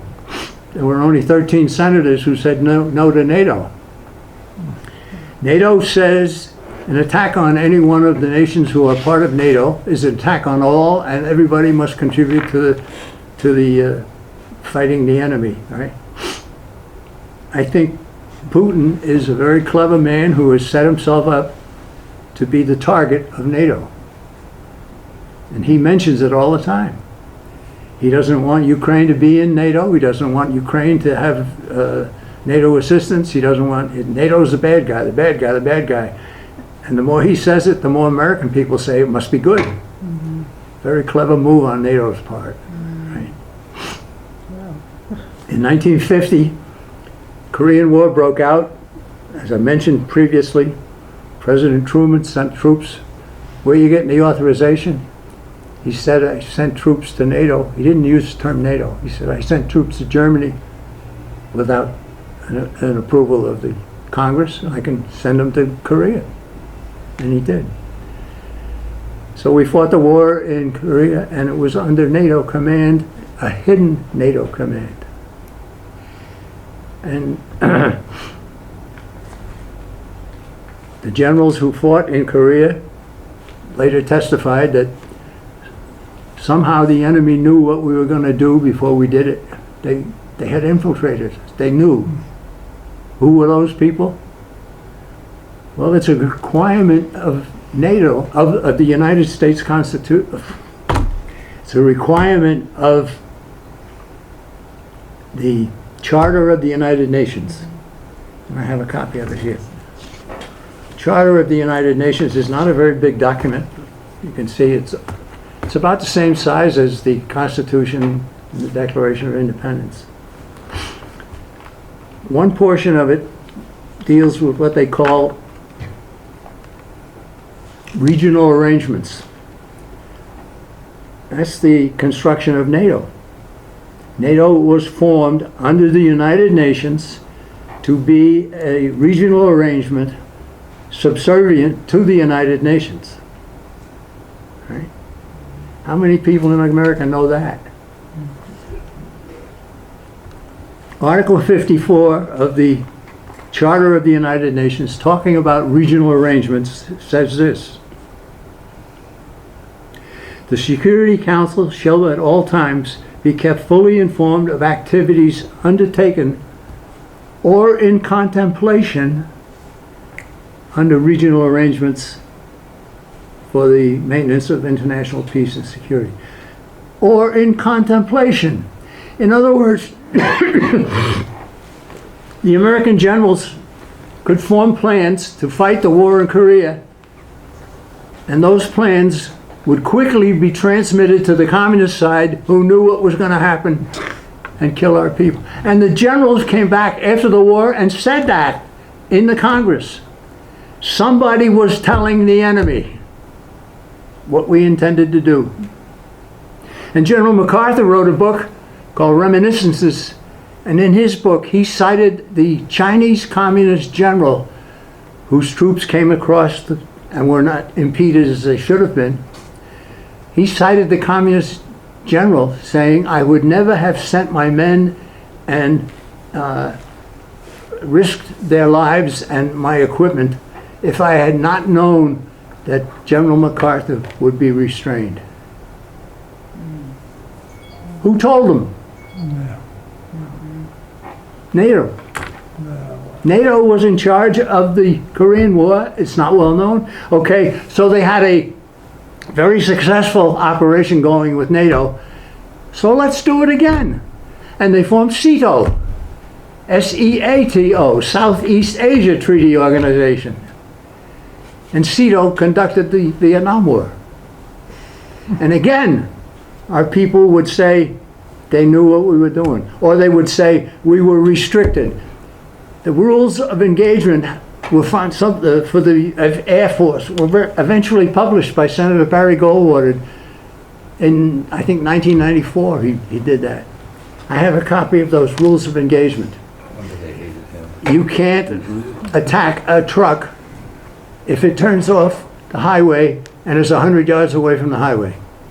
The planes could fly, they could attack a truck on the road, but if the truck was 100 yards off the road, they couldn't touch it.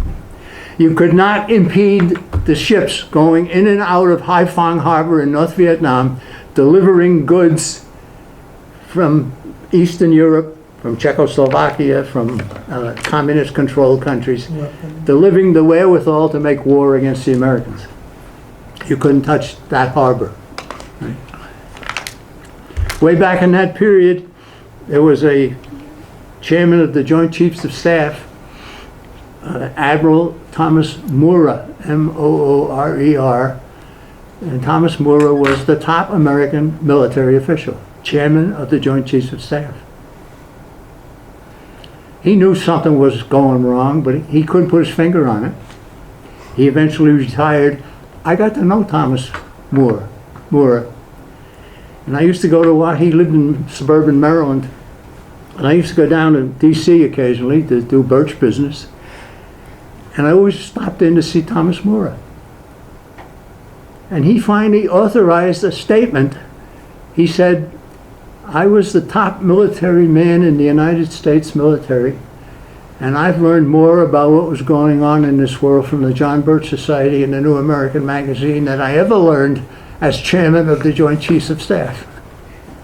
And he used to beg me. He said, you come back here to Washington, you come down and see me first. Right? You are most welcome. I want to learn what you know. That was quite a compliment. And he was a tiger. He was a wonderful, wonderful American. I said, people must muck of your name, Moorer. Where does it come from? He said, well, my ancestors are Swiss. I was a Swiss, German-Swiss background. And he said,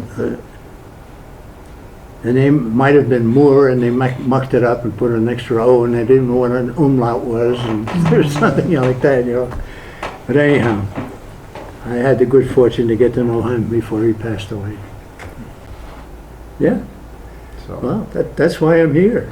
right. I mean, I'm 87 years old. Right? Wow, I For wouldn't five- have guessed that You, at all. you wouldn't have guessed that? Well, No. that's good. I mean, I have a good wife, and she's taking good care of me. I have a question about the education part. How do you educate someone who is totally closed-minded and believes all of the propaganda on CNN? Well, I think the thing to do is to have handy a couple of examples of something you know is total falsehood that's being propagated, and to say to them, you ought to know better. What do you mean I ought to know better? Well, let me give you an example. Show them your example you have. Right? You can crack into that. The people we want in the John Birch Society are people who don't mind being an activist. The individual that says that to you is a potential activist. He's already got a formed opinion. He's willing to stand by it, and so forth. That's good. Some of the best members we have in the John Birch Society today are former enemies. Right? I'm one of them.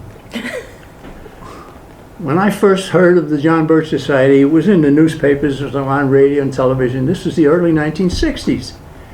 I said, it's awful that something like that could happen in my country. So a friend of mine told me, he said, there's going to be a Birch Society meeting for people to come and find out what the John Birch Society is all about. I said, oh, can we go? Yeah, they'll let us in. My intention was to find out so I could oppose the John Birch Society. But they put on a film of Robert Welch and it made some sense, you know. And they had a book table. They used to sell a box of books, they call it a dozen candles. Books of the past that had been gone out of print, and Robert Welch brought them back in print. So my two friends and I, we divvied up some money and we bought a box of candles. I got 4, he got 4, and the other guy got 4. I went home and read the books. Holy smoke, I'm going like this. Nobody ever told me about that. One of the books I read was called While You Slept. It was by John T. Flynn, who became one of my heroes. John T. Flynn was a journalist. And John T. Flynn wrote about while you slept, here's what happened to China. Here's what happened to Chiang Kai-shek. And he had the goods on it. And I said to myself, well, maybe this John Birch Society isn't what I've been told it is. So I got some more information from them, and I finally went to another meeting. And then I joined the John Birch Society.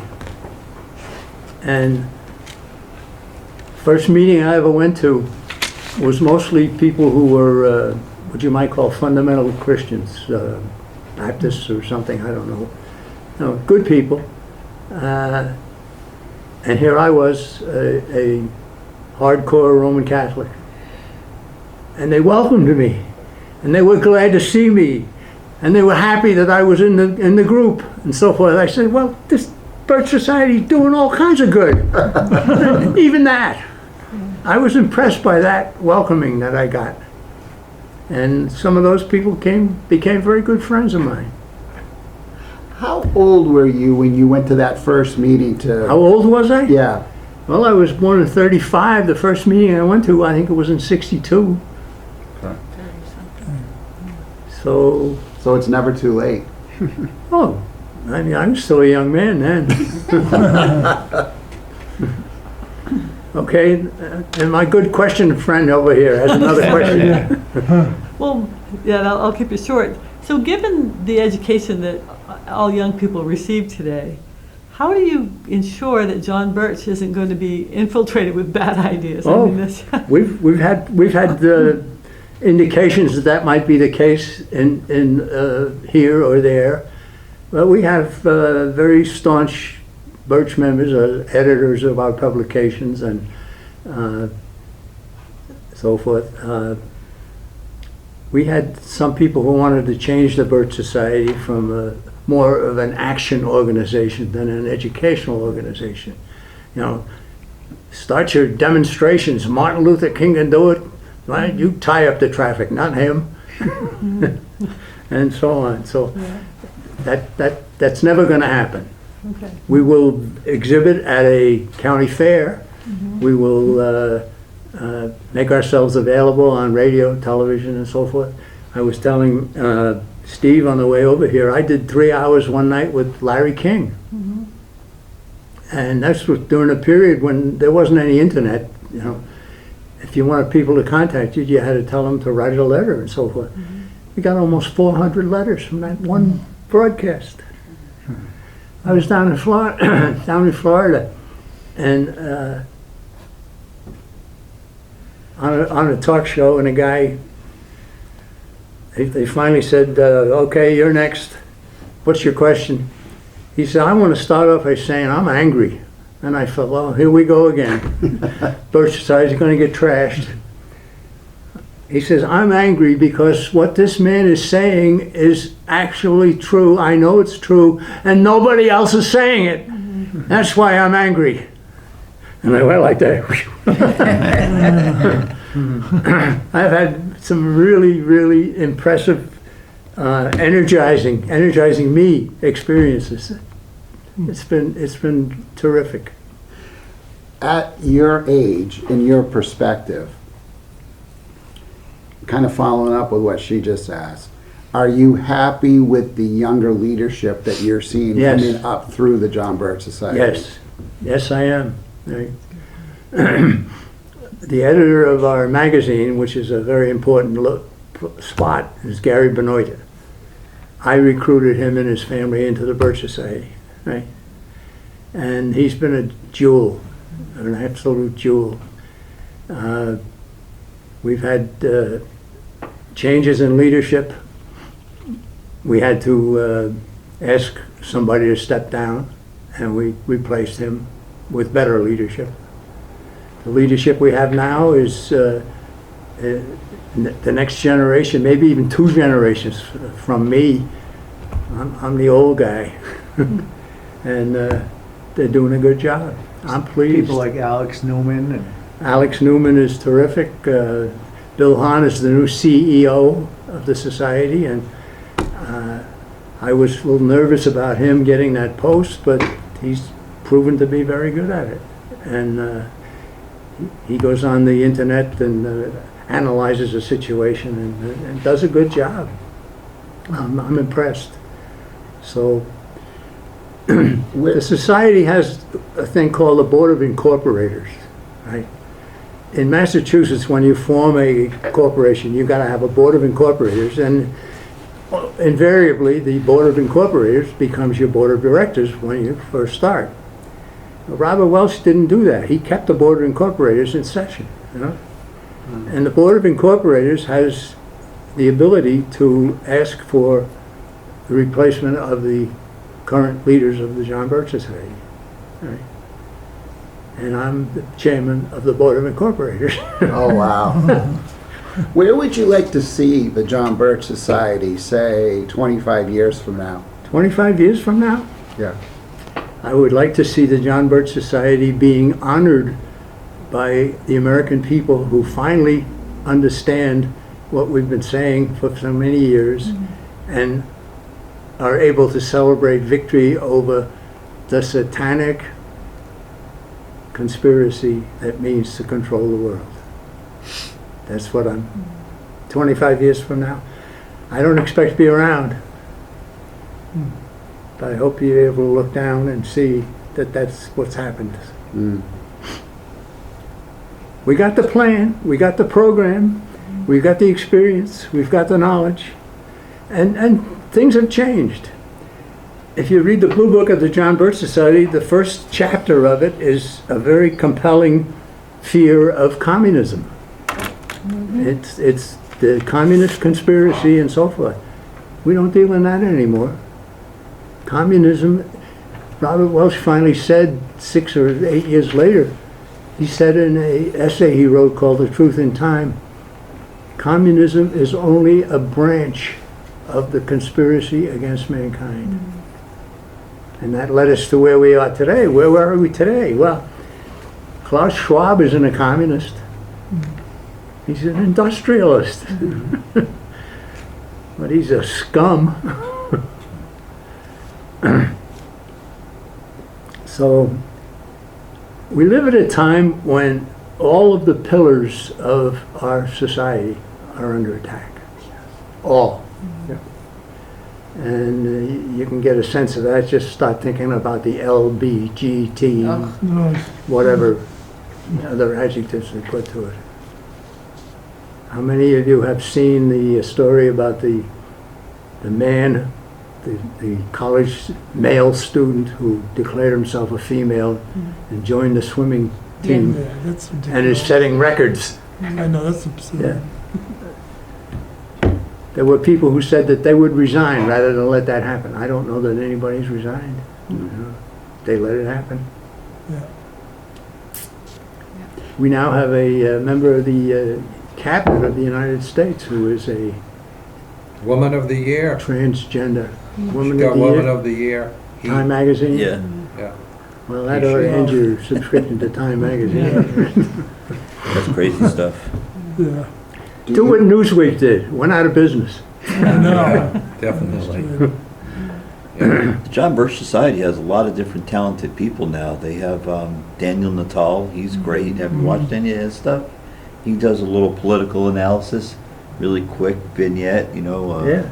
12 minutes tops, and I send his stuff to people and they go, wow, that was really good. He kind of mumbles a little, but he's getting better at Who are you it. talking about? Daniel Natal. Oh, okay, Yeah, Evan Mulch brought him in. okay. So like You see a guy named Christian Gomez. yeah. I first met him when he was a student at Seton Hall University in New Jersey. Oh yeah? Yeah. He went to Seton Hall? Yeah, he came from the Bronx. Oh. He's obviously from a Hispanic family, Hispanic background. Well, he and I got to know each other quite a while. I gave him some stuff to read, and he was already reading some Birch Society stuff, and he joined the Birch Society, and then he asked if they had a need for anybody to help in the research department or something like that. Now he's conducting interviews, he's writing articles, he's a jewel. Yeah, he's real smart. He's a Yeah. jewel. He's got that New York City sassiness about him too. which I like. I like that. Yeah. Yeah. Tenacity. You just mentioned the LGBTQ. Yeah. Is there at any point in your mind where America could go and you say, oh, we just passed the point of no return? No. No, there's no point of no return. The point, well, I should say that the point of no return would be to have gulags and so forth. Maybe we are close to that. I don't know. I think that we're at a crisis point. I think the conspiracy has speeded up its program, fearing the spreading of awareness about it through the John Birch Society.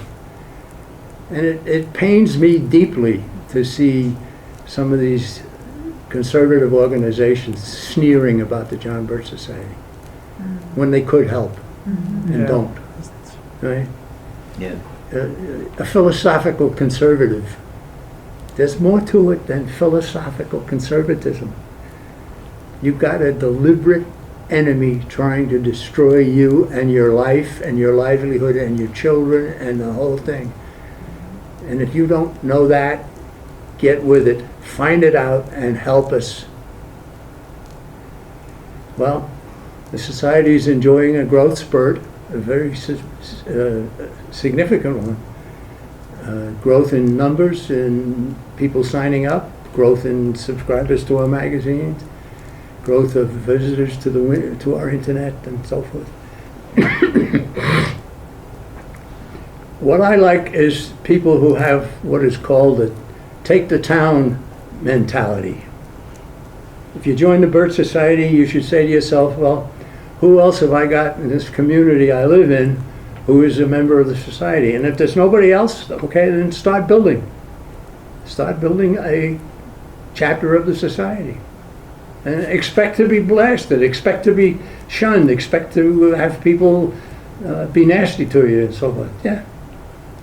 That means you're doing it. You're doing it right. I got people shunning me already. They're shunning you. Oh, yeah. Oh, well, you give them more reasons than most.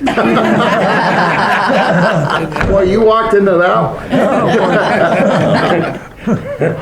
one. I'm a pretty easy target, but it's amazing. Like as soon as you show up with your stuff, and people think that you're trying to rescue the Republican Party, and it's like no, Who wants it? I'm trying to rescue Yeah. America. It's completely different. If you just so happen to be a Democrat that The Republican loves Party America, can be then I don't care what your name tag can is. be used.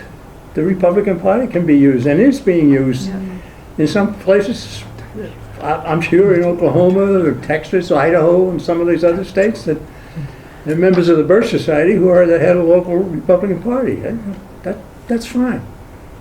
But they're not compromising their Birch beliefs.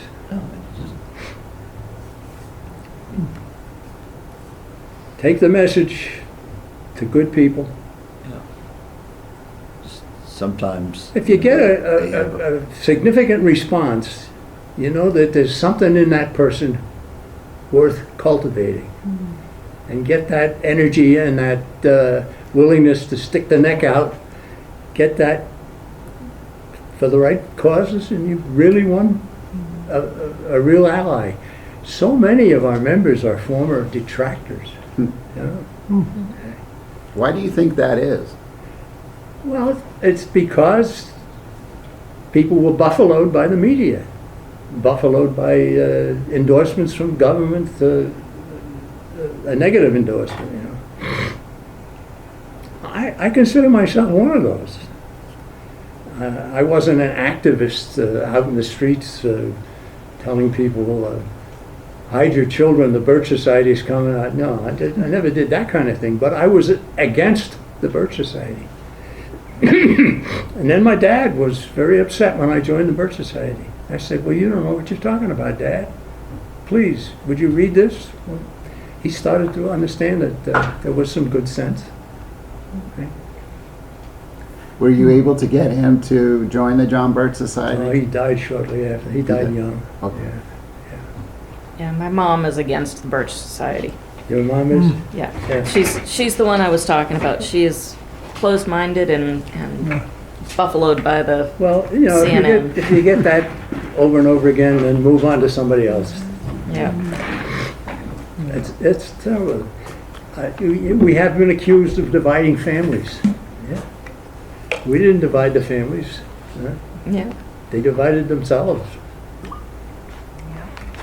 So, okay, is everybody ready for the exam? I have to tell you an Irish joke. We had St. Patrick's Day, right? St. Patrick wasn't an Irishman. Did you know that? No. St. Patrick was a French.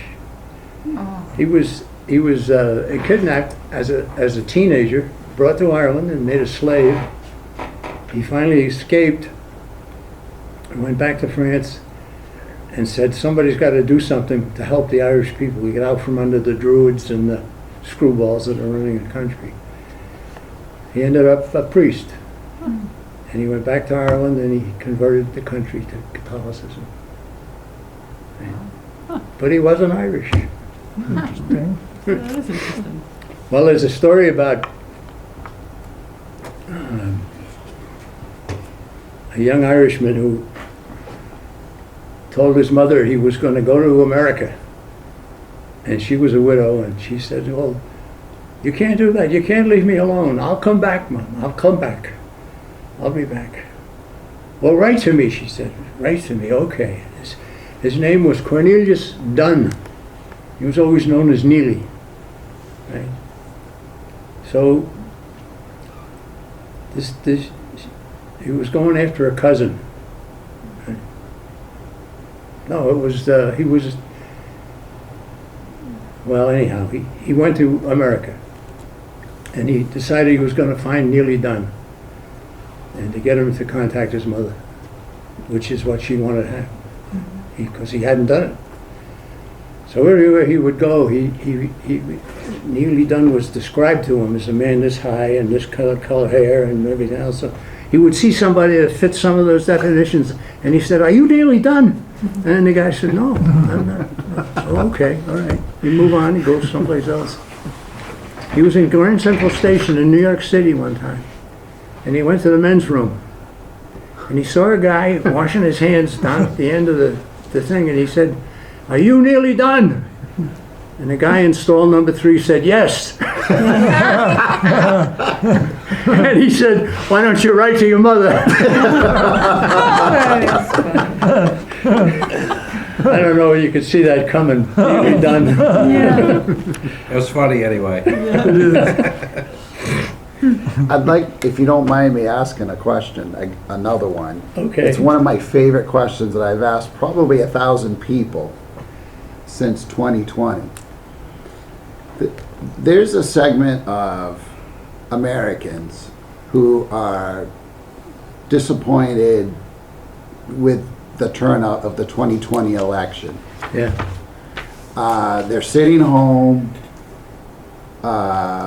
frustrated, Stewing about it. stewing about it, exactly. Don't think that their vote matters anymore, that they can't make a difference. What would you say to those people? I said, well, you're probably correct about the election being stolen, but you can make a difference. And if we're blocked in getting justice for the 2020 election, let's make sure we don't get the same thing happen in 2022 in the congressional elections and in 2024. I give you something to fear. Kamala Harris is demonstrating very much that she does not belong in the second highest position in the United States. Ask her a tough question and she cackles. Oh, Her cackling has even been mentioned in the media. They're criticizing Kamala Harris. They might very well ask her to step aside. And then they need to appoint somebody new. Hillary Clinton. no. And then Joe Biden's deficiencies will become so obvious that Article 25 of the Amendment 25 of the Constitution will be employed to remove him, and the vice president shall become president. That's something to fear. It might happen. I hope it doesn't, but we never know. Yeah. But Hillary Clinton is still very, very anxious to become the president, even over the deplorables, Yep. of which you people are a member. Oh, yes, oh, yeah. Fully aware. And we don't even have to pay annual dues for that. You don't have to pay dues to be a deplorable. No. You know, one of the great consequences of that were there were some birchers out in Southern California that hired a hall and set up a celebration, and they called it the Deplorable. They had a good time celebrating the fact that they were recognized by Hillary, and she had lost the election. I think Hillary's far more dangerous than Kamala Harris. Yes. Oh, yeah. Absolutely. Yeah, yeah. You know, it's a possibility, but it's only a guess at this point. She is an absolutely detestable human being. Yeah. Oh, yeah. Kamala Harris. Yeah. So is Hillary. I'm not sure she's human. So what about Tulsi Gabbard? Because she's beautiful, she says a lot of the right things, but Who, Hillary? Tulsi Gabbard. Why? Oh, Yeah. And she's beautiful, she says a lot of the right things that attracts both parties, but then she was supporting Bernie Sanders, and she was a member of the well, CFR. she's got a lot of bad attitude. She's a socialist. She was in the young. But I think she's Voters. dangerous because she's so Yeah. appealing, you think, as a... Yeah. Well, you get a reputation of being a great American because of one stand you take when there are 10 other stands you've taken that are bad. Yeah. I know. Well, no, that's the kind of thing that has to be told to the American people. If it got to a point where Tulsi Gabbard is going to be a significant player in the game, there'll be an article about her in the New American and her background and her what you can expect from Tulsi Gabbard, and we'll let it fly. Right? We've got to be careful about some government agent coming in and shutting down the New American magazine. No. You know? We don't have any indication that it's going to happen. I can remember 1945. I was 10 years old, and my dad used to listen to the evening news on the radio. And it was a Sunday evening, and I was with him.